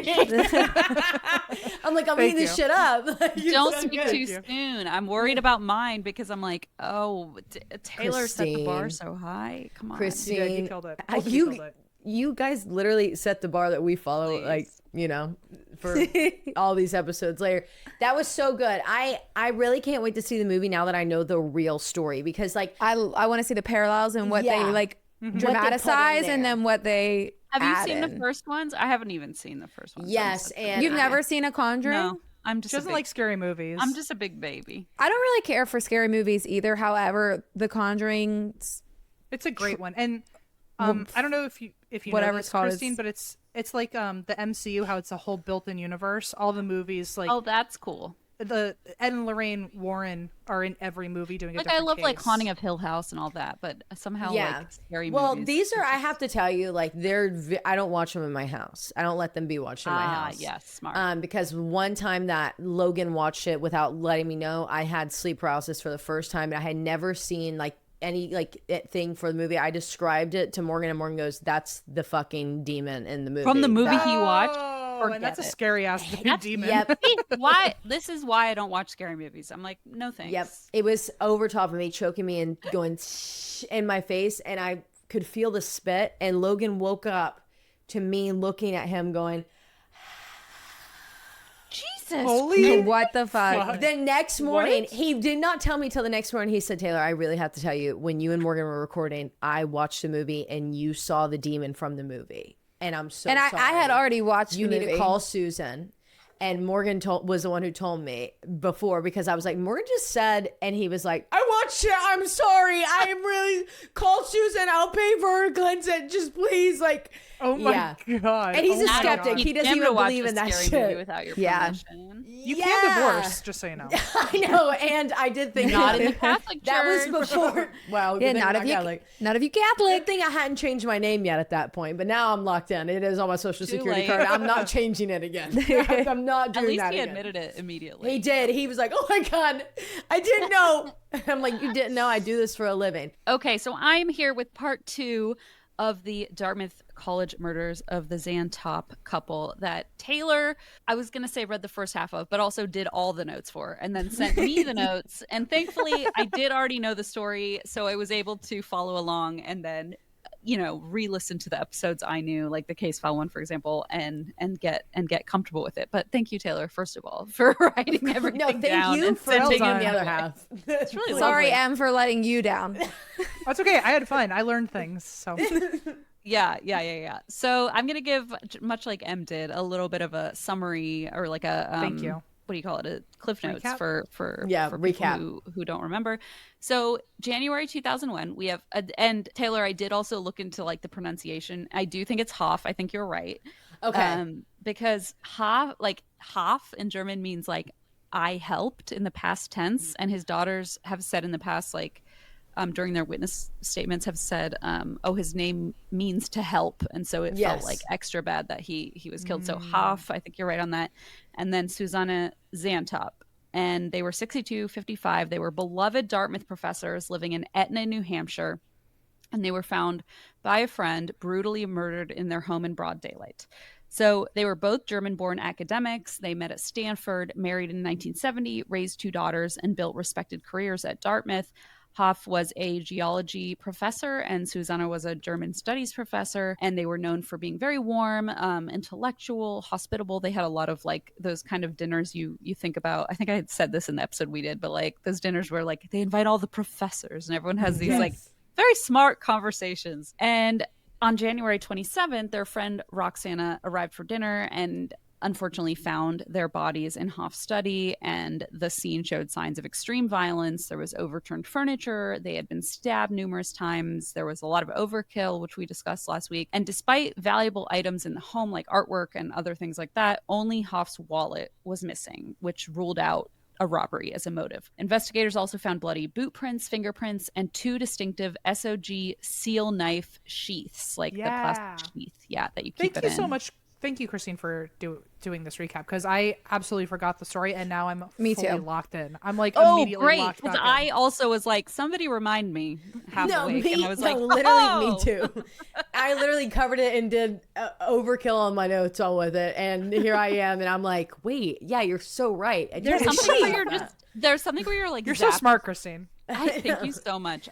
definitely It's like took the Google Doc from post-recording Taylar. amnesia. Like No, it's it like, feels like it amnesia. comes It's like out. it's like it was People such an don't believe emotional us. toll, and then you leave it, and you're like, I don't want to think about it, so it's hard to access it. And I Yeah, feel when like people ask what your favorite episode is, and you're like, I don't know Yeah. anything that I've covered ever. I couldn't Yeah. tell you a Someone single topic. knows. We've done Yeah. like 500 episodes. I'm supposed to remember all of them. How I is don't know. anybody supposed to know that? Somebody does, but I don't. Anyway, yes. So there were the knives, and they left the sheaths at the scene. So initially, police suspected personal motives because of like the overkill and all that, and especially because it was like a well-to-do area, and it just was such a shocking crime. But those leads collapsed, and the investigation instead had to focus on the sheaths. And they traced those back to sales records. Less than a month before the murder, someone named James Jim Parker, who was only 16 years old, had purchased 2 of this exact knife online. And this is where I wrote this in parentheses. This is where I let past Taylar's writing take over because it's just too well written for me to try and rewrite it. I'm terrified. No, I can't no, wait. it's Well so done, good. Taylar. It says less than a month before the murders, he had purchased 2 of the exact knives online, having them shipped to Chelsea, Vermont, a small town that is roughly 35 miles directly north of Etna. But despite this being the closest address and time of purchase to the Xantops murders, investigators quickly learned that James Parker was a 16-year-old high schooler. Dun, dun, dun. Dun, dun, dun. dun. A high schooler. Yeah.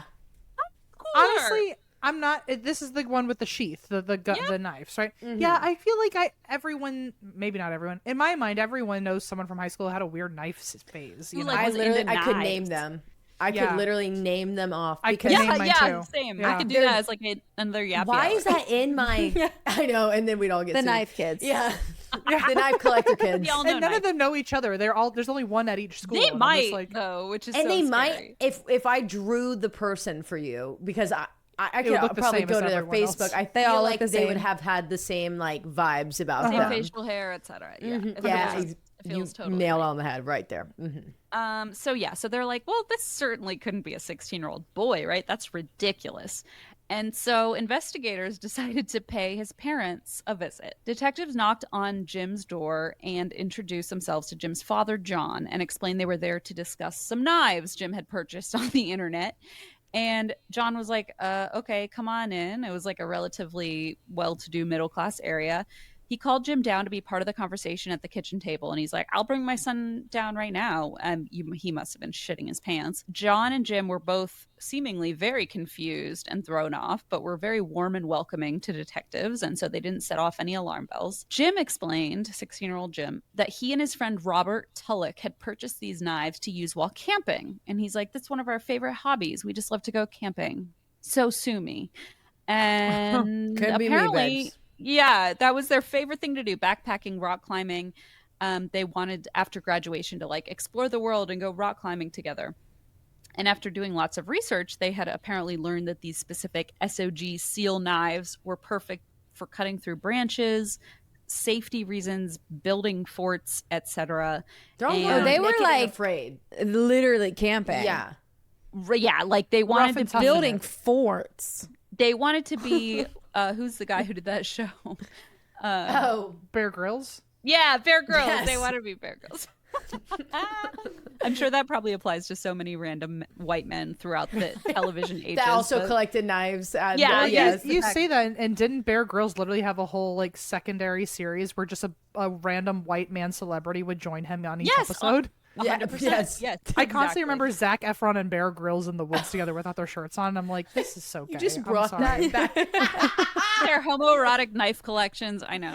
Just trying to impress each other with their muscles, and they're all sweaty. I'm like, just kiss, you know? Just get a room. Get a room in the rainforest.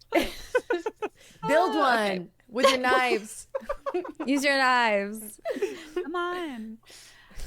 So apparently they had learned these knives are like the it tool for camping. And so around Christmas time, they had decided to make this big purchase. And it was sort of like a gift, like they bought it for themselves and each other at the same time. They were so excited that when the knives arrived, they were like, we got to plan one of our big Bear Grylls adventures in the woods and use our knives. And so apparently that's what they tried. And they told police, Jim at least told police, we realized we made a mistake. The knives were not quite what we were looking for. They were too big. Like, we didn't want to be carrying these around while camping. So we decided to resell them. And Jim says that he and Robert, his BFF, decided to drive to an army goods store in Burlington, Vermont, which was an hour and 10 minutes northwest of Chelsea, to try and sell these knives off. However, the shop owner apparently wasn't interested. And apparently, as the two teenagers headed toward the door, somebody had heard the conversation and said, oh, hey, I had overheard you talking about selling these knives. Like, I would buy these off of you for cash. And Jim was like, oh, okay. He explained that this guy was this 20s to 30s-year-old 5'9" guy. Well, he also said 5'9" to 6 foot tall, and I was like, that feels like a big gap. Maybe he thought it went from 5'9" to 6. Maybe Yes, he has that's what this In my understanding. head, that tracks with me. Yeah, and I'm like, okay, 5'10", yeah. 6 foot, same thing. Do you know what I just realized? Okay, I'm going to spoil this, but later he accidentally, because he's so nervous, tells police his birthday is March 40th. And I feel like it's the same fucking thing. Like, I feel like that he's like, is Word the vomit. same fucking thing. wow. Because Girl that's math. actually me. Like, unfortunately, even if I wasn't guilty of Same. anything, like, ever, like, I would just be so frazzle dazzled in that Yeah. moment that I'm like, Like, I mean, he forget was how many anywhere minutes or an from hour. 17 years old to 56. I was Yeah. Yeah. 60, 27, He could've been 98. Like, Anywhere in this small range that I just came up with. yes.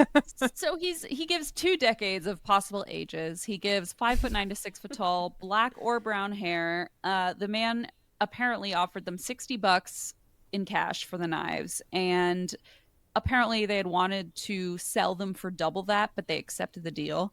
And other than seeming like nervous as a teenager being questioned by police in front of his dad, Jim didn't set off any red flags. And saying in front of your dad that you took less than half of the money that you spent on these things Good point. without permission on top of that. Like, my mom would fucking punch me in the throat if she Good heard me point. say that. She'd be like, was it blessed by the great point. Vatican? And, like, number Yeah, one, dude, yeah. I can't believe you bought Russian this. spies used it. I don't know. Russian, mom, I swear to God, Russian spies use it. He It's told an me he was gonna heirloom take it for to my the Vatican. children. It's an heirloom from the Russian spies. Come on. They Like, want please. this, I promise.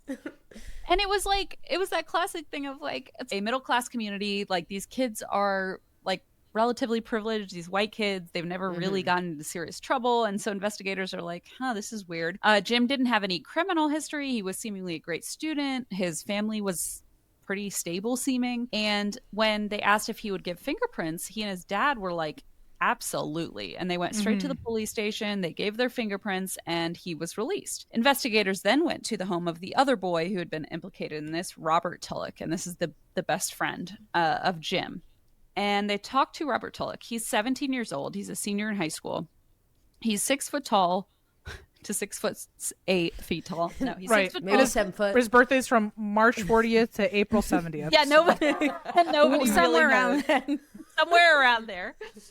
And he's like this tall, lanky kid, very serious. And whereas Jim was really nervous about talking to police, as understandable, Robert was very relaxed, very articulate, like didn't seem nervous at all. He told basically the exact same story verbatim as Jim's to detectives. However, when talking about the man that they sold the knives to, he said, oh, sorry, I actually was in the car. I was in the driver's seat because I was the driver, and I didn't even see the guy. Robert did. It's the ice cream truck. I hear it. You just scared the shit out of me. There's not an ice Listen, cream truck. It's going to say... Did you hear it? No. It just said hello. I heard it.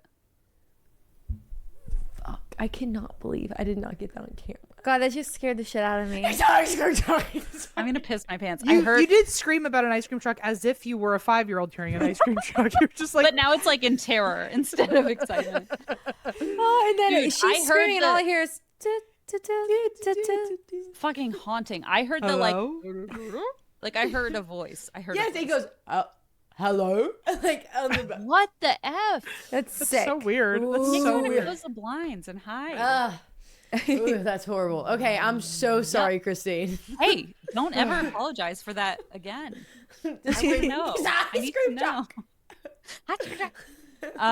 So anyway, Robert is like, well, actually, I was driving, so Jim handled the sale, and I didn't even see him, so I don't know. So they asked why Jim was the one who had purchased the knives instead of Robert, and Robert said, well, we didn't want to tell our parents, like they wouldn't have approved. My parents are super strict.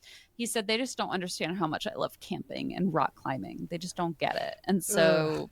They wouldn't have let me buy this knife. And investigators were like, oh, you like to camp? Okay, tell me more. And Robert says, oh, yeah. So we actually have gone camping recently. I heard it. It just was right outside the house and it goes, hello.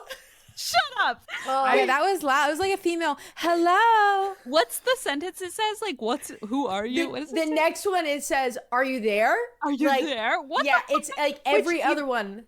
You know what? I gotta say, I mean, it makes no sense up front, but it is genius marketing because we're all talking about it, and now on a podcast we're broadcasting. Okay, it's good marketing, but like, do you want to go out there and meet this truck? I don't. It does And my sound daughter like was an like, "Let's alien go." took over a car. It feels like Are an you alien- there? Like, Like a an black-eyed children AI is trying to like con me into. It is the BK ice cream truck. BK BK ice cream truck. Yikes. And you like run up there to get your ice cream and you look around and everyone has black eyes. Oh. And they're like, all the kids. Are you there? They're all just licking We're tomatoes here. with ketchup We're or here. something. Ew.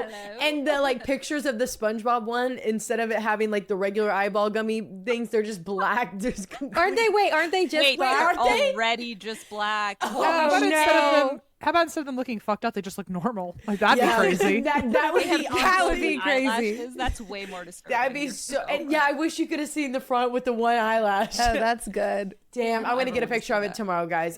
Too bad. I'm gonna curse you with it tomorrow. Fucking Thank you. haunting. It's not even your fault. It showed up in the middle of my story. so to bad. scream. Are you Hello? there? Morgan looked at me.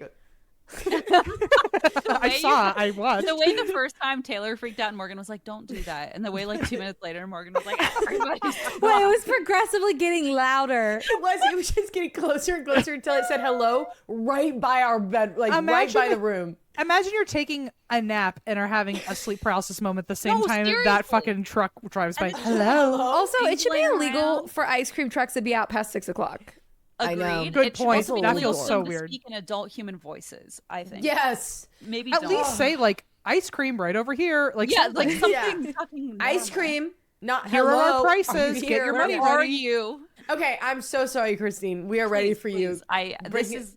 This is how I thrive. Hard hitting okay? news. Yeah. Yeah, hard hitting breaking news. This is breaking news. Yeah, so they're basically like, oh my god, Robert's like, my Jim had to buy it because my parents would never approve. Like they don't get how much I love camping and climbing. And he said, oh well, we actually just sold the knives, but we did go on a camping trip a few days prior. And oh, it's so weird. I was actually injured during that camping trip. So Okay don't with worry this. about this big band-aid I have. Don't Yeah. pay any this big attention gash to in this my leg. giant gash. Yeah, the blood that's seeping everywhere. It's not important. Yeah. They were like, we didn't notice it, but now we do. I know. so. Thank you for pointing that out. And they asked him about it, and he says, "Oh, I fell over a snowbank, and then I cut." I mean, this also feels. These people are from Vermont. Listen to this. I cut my leg on a spigot at the bottom of a maple tree. So Like, he's basically hello? like being tapped for syrup. So he Literally- basically saying he got torn apart by a spigot of a maple tree. And you know That's what? crazy. That I did read that there are like this is like a really common injury. Yeah. I feel In like this it's area.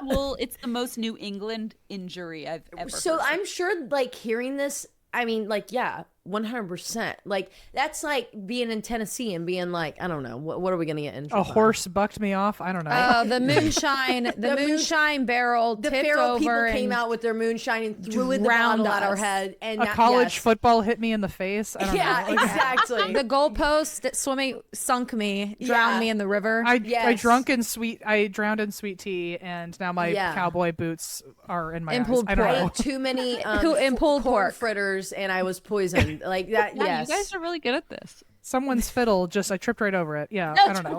Fiddle. Fiddles. No. Oh my God. So yeah, this is what he says. And apparently it is a common injury. And so they were like, oh, classic. We've all been there, bud. They were like, hey, Robert, would you be interested in leaving your prints with us? And he was like, oh, absolutely, I would. So he gave his prints, and detectives had one more question, which was something else they had observed in his house. They said, can we take a look at your hiking boots real quick? There was a pair near the front door. Robert handed them over, and they were a pair of VASC hiking boots.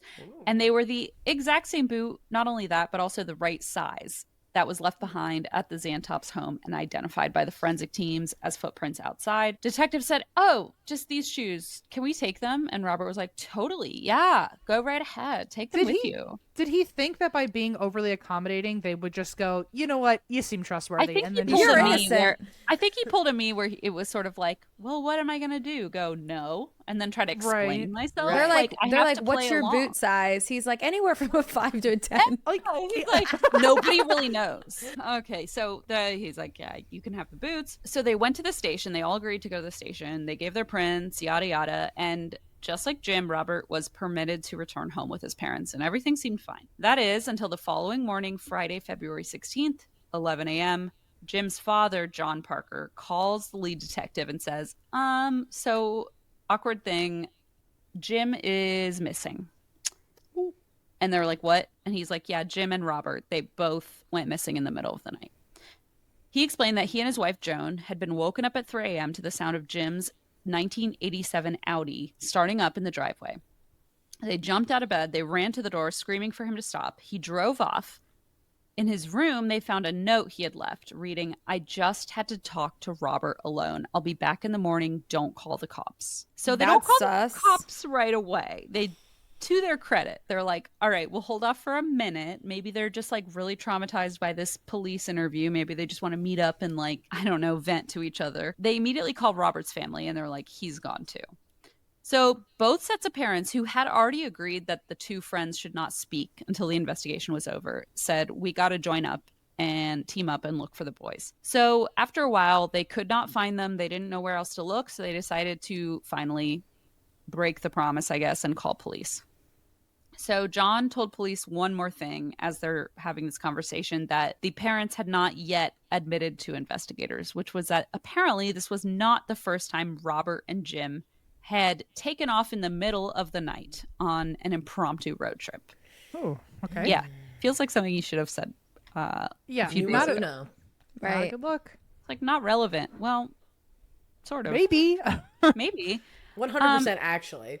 Yeah, 100%, 101% actually. So they had actually done this exact same thing, taking off on an impromptu road trip the morning of Wednesday, January 31st, which was 4 days after the Xantop's murders. That night, Jim, the 16-year-old, called his parents, telling him that he and Robert had caught a Greyhound bus. He wouldn't tell them where they were going, but he wanted to like update them that they were okay. Then the next day, he called his parents again saying, we're in St. Louis and I want to come home. And I'm like, Jim, oh my Jim, God, go home. honey. Get away from this kid. Yeah. So their parents booked them flights back to New Hampshire. And when asked, like, what the hell were you thinking? They said, we were trying to go rock climbing in Colorado. Oh no. With their knives. With No, my they've big got the- knife. they've already That's all you got need. it. He sold them. Yeah. I just pictured M with their vase, like on the Greyhound bus. I just wanted to go I rock just tried to climbing. go to Colorado. I just want to go rock climbing with my Just trying to get home. Oh, poor Mom. kids. Mom, buy me an airplane ticket. So, of course, upon hearing this, police immediately get a search warrant to search the boys' homes. And that is where they find some fucking damning evidence. There is a box shoved into the corner of Robert's room. It's covered in comic books. And underneath, they find 2 SOG Seal 2000 knives. Wouldn't you know it? Bingo. Bingo. They're wrapped in fabric and duct tape. They have blood stains on the blades that testing Oy. would later reveal belonged to Susanna Xantop. So APBs and the boys' photos were sent out immediately, warning the public the boys should be considered armed and dangerous. They even contacted the boys' high school and said, like, go on lockdown or partial lockdown to make sure that these kids don't enter because they may have weapons and they may be dangerous. And so investigators were doubling down trying to figure out who these boys really were and how they were connected at all to the Xantops. And from what they could gather, the boys were not interested in drinking, drugs, parties. Like, they had nothing to do with any sort of social scene like that. They were more lone wolf types. Oh, okay. Sorry. Flag. I own a Sorry. knife and I'm a lone wolf. Yeah. Yeah, I just like I can already like whatever. Keep going. That Like, we like you. We like your faux hawk. Just Yeah. okay. We're so we love it. Just live your life. I just feel like we're heading into alpha male territory bad. or something. cargo it's not shorts. cute. Yeah, No. we're there. Right, Yeah, and yeah. every pocket is filled with a different knife. This is a Correct. knife A from the weapon. collection. Yeah. A weapon of God. Yeah. A weapon of God. So- Amen. Amen. Hallelujah. So they were lone wolves. They'd found each other. Robert was more like the leader and Jim was more the follower. And they were both pretty smart kids, but to a point where they kind of came off as like smarter than everyone else and like very like chip on their shoulder. They would say like, oh, college is for suckers. Like, we want nothing to do with that. But they did have like pretty healthy social lives. Robert was a student council president. He was the leading member of the debate team. Was not expecting No, that. I know. Talk And about that's a left turn. Well, Holy that's what's shit. Holy crazy. shit. It's like they're not like the knife people that you expect. They're not- So are there They're no cargo different. pants? Hang on, They're now the I'm so knife people we confused. met along the way, you know? They're nicer wow. cargo pants. They're like pressed with pleats. Oh, they're like kind of weird, but also nobody ever suspects anything because like they're pretty good guys. It's fine. Like, you know. but yet They're they're just- they just still keep to lone themselves. wolves. But they're still lone wolves, or that's how they like to be seen. I think the Voted thing is, to like, they represent have- the student body is crazy. Isn't that beautiful? truly And then they're like, insane. they get a call from the police that are like, don't let them in, like, don't let the Don't let student them into your president school. into the school. He may be dangerous. Like, what the fuck? Yeah. You Yeah. guys voted wrong. Oh my god. Yeah, what the fuck happened in that race? That was What? rigged. That election. Foreshadowing Rigged for sure. this. He was these probably elections. counting the votes. It's gotta be. he was the one counting the votes. Him and Jim. Yeah. No, he Not probably to- had Jim doing it. Yeah. Yeah. I was gonna say not to brag, but I was on homecoming court in high school. But our school was like, no, hang on, before you snap, it's like not as exciting as that. I thought like, oh, it's like homecoming, like all like my peers voted me here. It was our teachers. Oh no. Because I remember when they told me I was on homecoming court, I was like, no, I'm not. That can't be right. That's And then I found out- extremely wild. You're like, So I'm oh, wondering, slay.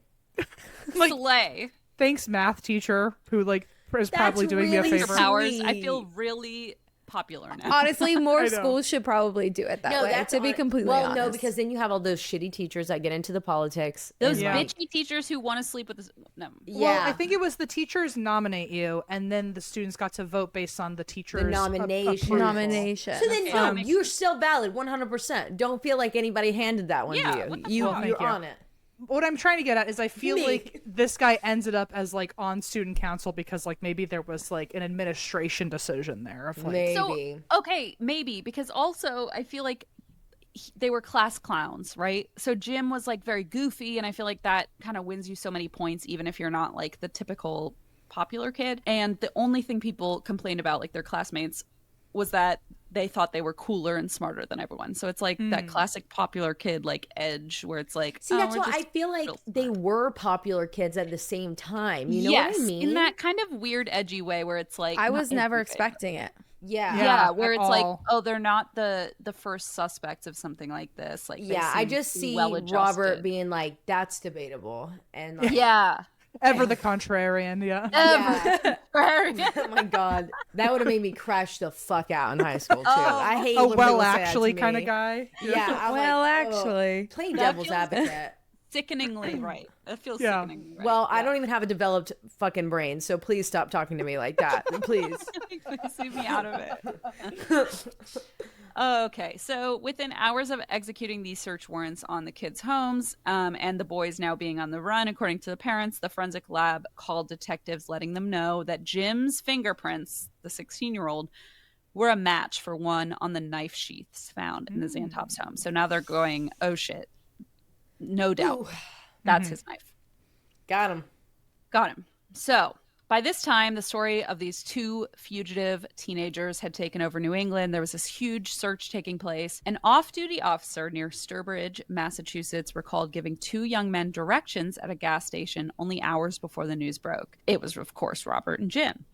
The next day, a Massachusetts state trooper found Jim's silver Audi. It was parked in a truck stop lot covered in snow, and he thought maybe the kids are in there, so he cautiously approached. He looked inside. There were apparently, which cracked me up in the case file episode that he specified this, he's like, aside from several crackers spread across the seat, there was nobody there. I was like, they had a snack and left. Dipped. Just some Crackers. crackers. Were they peanut butter, cheese, Ritz? Yeah, what kind of matters. crackers? Like Club at least crackers. They strike me as a saltine kind of person, Oh. you know? you are Yes. probably right. So when police see the car and that it's been there for a while, there's nobody in it, they realize, oh, they're probably hitchhiking, and they've probably been hitchhiking with truckers. So investigators sent out an alert over the CB trucker radio, and they get a call from this guy who has the best name. It's Rowdy. His name's Rowdy Kyle Tucker. Rowdy Tucker. Right, Rowdy Kyle Tucker on the the big trucker. rig. Rowdy Tucker the truck. Fuck it. Tucker the trucker. That's a crazy. Tell him Tucker to the write trucker, a fuck children's it. book right fucking now about long haul truck drivers and For how real. nice they are and how it's so important that we have by long the haul way, truck drivers. He's Yes. traveling with his wife, Nancy, and like they are just traveling and they're like, look at these two boys. Like we should help them out. Like they're just lovely, people. I love myself. One of I those know, and sweet so they stories. got to the stop. They saw these two teenage boys with backpacks, and they're saying, "We want to ride to out west." They're going to Southern California. Our names are Sam and Tyler. That's how they introduced themselves. The couple agreed and drove them all the way to Columbia, New Jersey, and this is 220 miles from where they were picked up. But before dropping them off, Rowdy called over his CB radio to ask the other truckers if anybody was heading west and would be able to give a ride to two boys going to California. So this trucker named James Hicks responded that he couldn't give them a ride, but they could hang out in his truck and keep warm until they found a ride. So they accepted. They showed up at his truck where he was watching the news, which just so happened to be covering a story about two missing boys from Vermont who were wanted for murder. Oh, And- Lord. Yeah. If I were that trucker, womp. go. So apparently he didn't even clock it because they got in the car and they were like, "Can you change it to the weather channel?" Like immediately. Oh, wow. And they didn't We even like watching weather unfiltered. Oh, you love sunshine, tornado, chasers. Yeah, they just immediately made him change it. He didn't even clock that they were talking about these two kids on his news station. Wow. So they asked him to change to the Weather Channel. He did. He didn't really clock anything as a red flag. They reminded him actually of his own teenage kids, and he had actually had a teenage son die only 4 months prior. So he almost felt like, oh, this reminds me of my son. This reminds me of my family. Like I feel like I can help these kids, and he just really felt like he was in a position to help them out. So he decided that not only would he give them a warm place to stay, but he would actually break the company rules of his trucking company and give the boys a ride after all. And so he decided to drive them partially, or part of the way, but he was going north ultimately, and they wanted to go to California. So before dropping them off at the next stop, he put out another call on the radio, and he said, quote, "Can anybody give a ride to two boys who want to go to California?" And almost immediately a response came through and said, "Sure, I can." So ominous. Sure, I can. Hello? Are you there? Are you Ice there? cream? Hello. Sure, I can. The ice cream truck has become sentient and is now responding to long trucking radio calls. So scary. It's so scary. So this guy says, "Sure, I can." And James dropped them off in Spiceland, Indiana at 3:45 a.m. Monday, February 19th. And he gave them a $10 bill, said, "Good luck, like buy some breakfast, like take care of yourselves." They climbed out of the truck. They waited by the gas pumps. Suddenly, two deputies approach, immediately separate them and say, "We have questions for you." Oh. They said, "What's your identifying info? Give me your name, your date of birth, etc." One of the boys said, "I'm Tyler J. Jones." And they said, "What's the J stand for?" And he said, Guilty for murder. Guilty as charged. Dude, That was no. fucking good. I fucking wish. I don't even want to finish the sentence because the answer is, what the fuck is the answer? Let me look. It's really stupid. Jeffrey. Tyler Jeffrey Jones. Wait, what's his full name again? Is it wait, did you say it? Tyler Jeffrey Jones. Tyler Jeffrey Jones. It's that's Like Tyler Judy B. Jones. J for the Jeffrey Jones. Yeah. And then they J asked stands the for other Jeffrey. boy, and wouldn't you know it, he said his date of birth was March 40th, 1982. And we know who that one was. And they were like, sorry, what? And he said, I mean 30th. Like, I mean, these kids are just fucking not with just it. Keeping it Idiot. together. March yeah. 40th. March 40th. Like, please. That's me trying to get into the bar underage. Like, Gonna seriously. say, I have But a that would- 3-year-old who could pretend better than that. She That would knows. also Literally. be a 17-year-old though being an asshole when he's talking about like March April 40th. 10th. Like April Yes. 10th, he's like, well, if technically March 40th, like something. Well, Well, that Yeah, asshole. that's so true. God. Little teen So boy. then a message comes through the police radio and it says Robert Tulloch, and it's like a news alert, or like not a news alert, but like something through the police radio, and they hear the name Robert Tulloch, and Robert, who had introduced himself as Sam, without even hesitating, he just goes, "It's me you're looking for. You've got us." That's so Elphaba. It's like, Yeah, I it's know. me. He just gives himself up. So if you care to find me, just look in your back seat. Look at the gas pumps in Spiceland, Indiana. I'm the one you're looking for. So they arrested the two of them, and the truck driver who had just brought them there jumped out of the truck and like ran over to the police and was like, "What's going on?" And they said, "Oh, we're arresting these two young men for murder." And he goes, "I just gave them $10 for breakfast. I want it back." And I'm not even fucking with you. The police went into the car and said, "Hey, we need that $10 bill back." And they brought it back to James, the truck driver. They were like, "No, you don't get That's that." a level of fucking petty I am with a murder. Yes. Like, I Yeah, swear to 100%. God. I'd be like, pay me back for actually the fucking time I spent with you. And gas money, thanks. And It's actually $10 a great at like point. a pilot, that gets you a lot. Like, That gets don't- you a lot. Yeah. That's gas money. What are you talking about? And mind you, money. he's driving a diesel 18-wheeler, so Yeah, seriously. that's And expensive. That's as gonna give fuck, me a too. whole block down the road. Give me my fucking $10. Right, yeah. By the way, he Whole gave block. you a really long ride, so fuck you. And he gave you a $10 bill, and don't forget, guys, he's the one who lost his son like right before. Yes! So he's being Yeah. like so fucking nice, and then he Manipulated. finds out there's fucking murders. I'd be. I think He my was dad "Oh, would they be like, remind me of my give me kids. 5 I minutes. really want to like do something for them." And then it was like, "Oh no, they murdered 2 adults in cold blood for no reason." And he was like, "Cool, cool, Give me cool. that fucking $10 I- back. Give me my Good for- $10." It wouldn't even occur to me until after they've driven off, and I'm like, God, he still has my $10. Fuck. Me too. Fuck.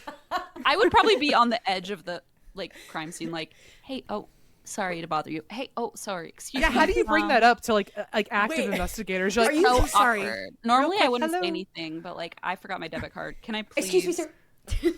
Oh, excuse me. Yeah. No, but the funniest, I mean, not the funniest thing is, but like the bravest thing about all of that is getting out of the car and going up to the cops and like, what the fuck's going on here? Like, I just would be sitting in the Yeah. car and be like, See, I don't know. I can see my dad being like, "Ho, the Whoa. hell's going on here?" yeah.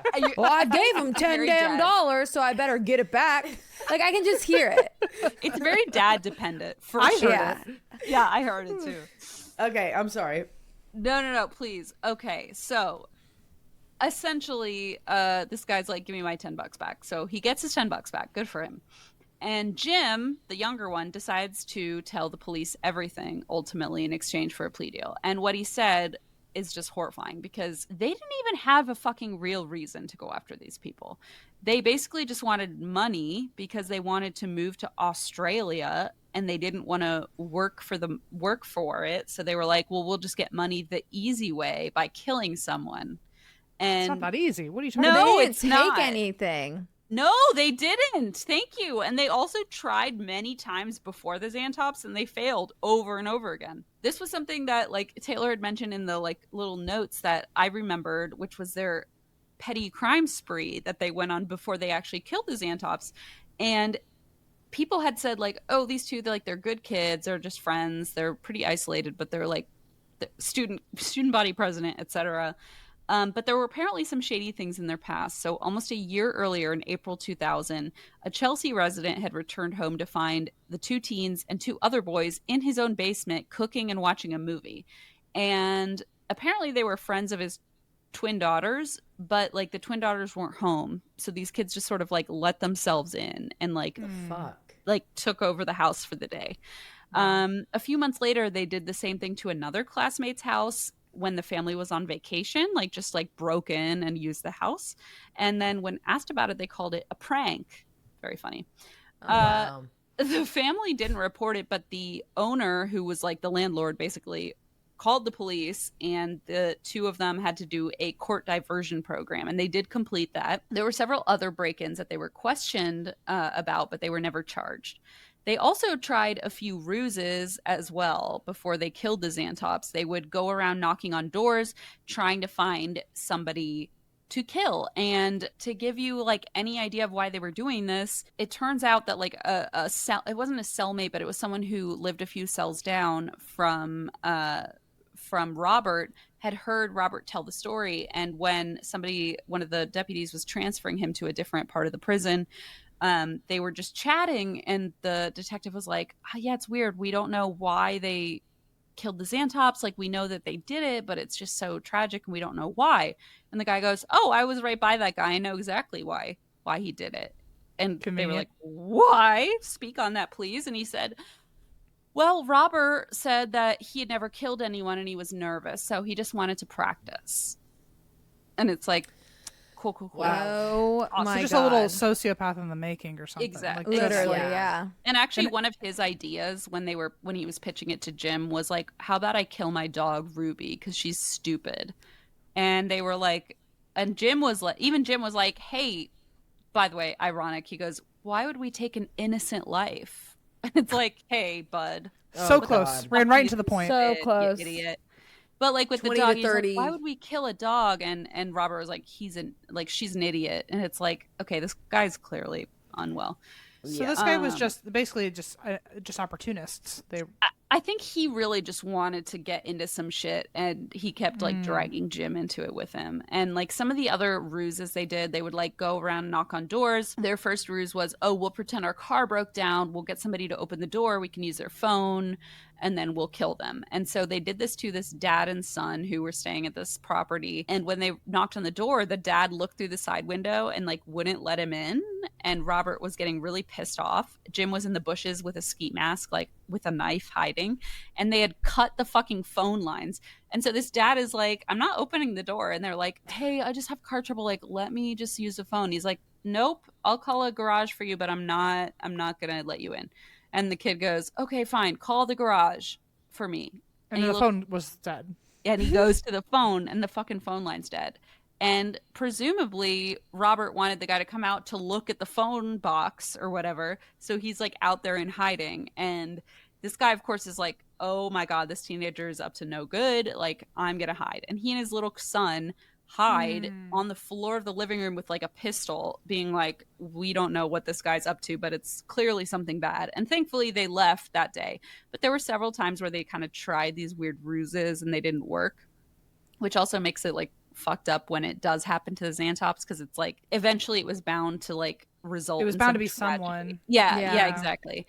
And like actually they ended up, so they actually wanted to initially rob the Xantops' neighbors and kill them, and they showed up and no one was home, and so they just like scooched over to the next house. And so it's like, it feels very Israel Keys, where it's like there's no rhyme or reason. They just kind of like randomly chose Just evil. them. Yeah, it's just evil. And so they get to the Xantops' house and they decide this new ruse is going to work. And it's, we have an environmental survey, is what they say. And it doesn't work on a few people. But remember, Hoff is like a geology professor. So they ring the doorbell and they're like, hi, we have this survey about the environment. And he's like, okay, come on in. And they're talking. He's an educator, and he's seeing two kids at the door. Like, he and his wife are both professors. She is literally like, I'll go make lunch. She's in the kitchen making lunch. He's like, come to my office. And they're talking. Apparently, they get 10 minutes into this fucking presentation, but they've not prepared a single thing. So they're making shit up, right? Like, they're just like winging it, asking dumb questions. Terrifying, because you know at some point the professor is like realizing that they don't actually have a plan. So why are they here? Okay, so at a certain point, like 10 to 15 minutes in, he tries to be really kind and he says like, hey, listen, like, I get what you're trying to do here. Like, you're trying to make, I mean, obviously he did not, but he's like, I get like you're trying, but I really think like my constructive criticism would be to do a little more prep work before you do this again. And they think that that might have set Robert off because he was such a like self-involved narcissist. And apparently Jim was like already at this point allegedly regretting even being here. And he was like, I didn't know he was going to be so nice. And Literally, Jim just cries. Jim's yeah, like, Jim cries all the time. He cries through everything. J for dry, baby. Am I right? Seriously. And so, like, he's like, hey, thanks so much for this cool survey. You guys really should fucking practice. And as, I guess, Hoff turned around to get something, Robert fucking attacks immediately and stabs him with one of the knives. And he starts screaming, and his wife runs in, Susanna. Jim grabs Susanna and has her hostage, and Robert says, slit her throat. And oh my God. Jim just fucking does as Robert says. And fucking pussy, dude. Yeah, it's not cute. It's really not cute. And then Robert also stabbed her repeatedly. He got himself cut in the process. It's just all really sick. They really fucked up too because they realized after this fucking bloodbath that they never asked for the ATM pins, and their whole thing was that they were stealing ATM cards, debit cards, so they could get cash to like go to Australia. They kill these people and then they go, oh wait, we never got their ATM numbers. So they find $340 in Half's wallet and then leave. So they only have no idea how like valuable half of the shit don't know in the house anything. is. Exactly. They're idiots. Right. They're like 17 years old. Exactly. Wow. So really, really horrifying, especially because it was just so random and like shocking. Robert pleaded guilty to first-degree murder. He was sentenced to life in prison, and he was tried as an adult. When he was in the courtroom, he showed no sign of emotion whatsoever. The Xantop's daughters made victim impact statements, and he stared blankly at them, like wide-eyed the whole time, just like staring at them. Whereas Jim, as Taylar alluded to, cried nonstop. Cried nonstop. He cried. And whenever anybody spoke, he started crying. After the witness impact statements, he requested to speak, and he spent 2 minutes sobbing before he could speak, and he finally just said, I'm sorry. And at age 16, he was sentenced to 25 years with the possibility of parole after 16 years. Fast forward a bit to April 18th, 2024, and Jim Parker, they had created a new law that you couldn't imprison people for life if they were minors when they committed a crime. And so he was able to be granted parole, and he was released in June of 2024. And he will apparently remain under surveillance until the year 2098, if our planet lasts that long.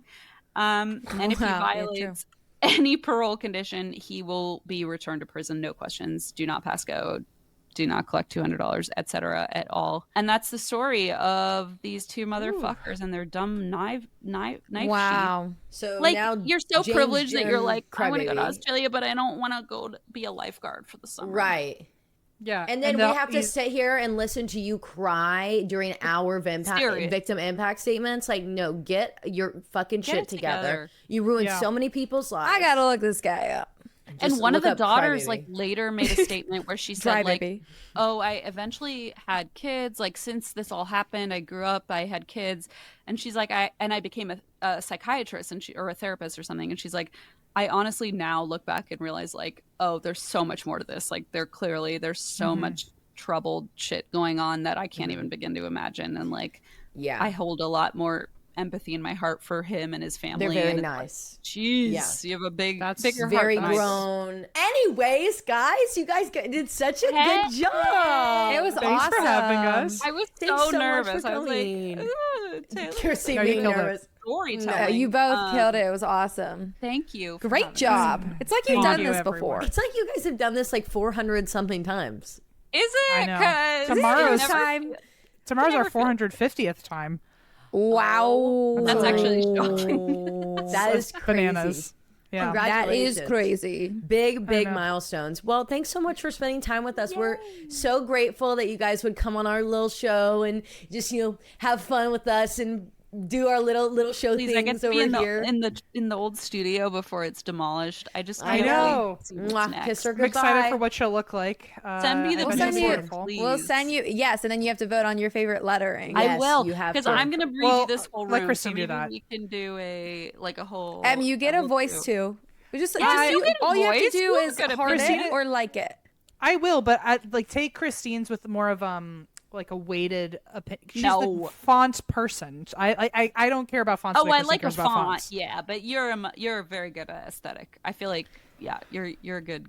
Good vote. Give me papyrus, and I'll like that just to piss Christine off. Don't Oh put my curls God. MT unless you're being ironic. That could be fun. Well, you guys can go listen to, and that's why we drink Em and Christine over on where you get your I don't know podcasts why on you would want YouTube. to, but yeah, you All can do no, that. you want to because they're our favorites. So you should go check them out. And guys, they're our bosses because they're the heads. Oh of my Parapod. God, don't say that. I'm gonna get So hot. they're Please don't say our bosses. Please. They in charge now. So Em's like, we have a "Give gun me to our the head while font." they're here. I have opinions all of a sudden. Em's like, I'm saying this publicly, but We're gonna once get a we bunch get of in the red- group chat, Yeah. absolutely not. No, I'm gonna have terrible. Fuck no. I'm gonna have a lot to fucking say. Yes. Shut it down. But thank you guys so much for joining us, guys. Make sure you go listen to them.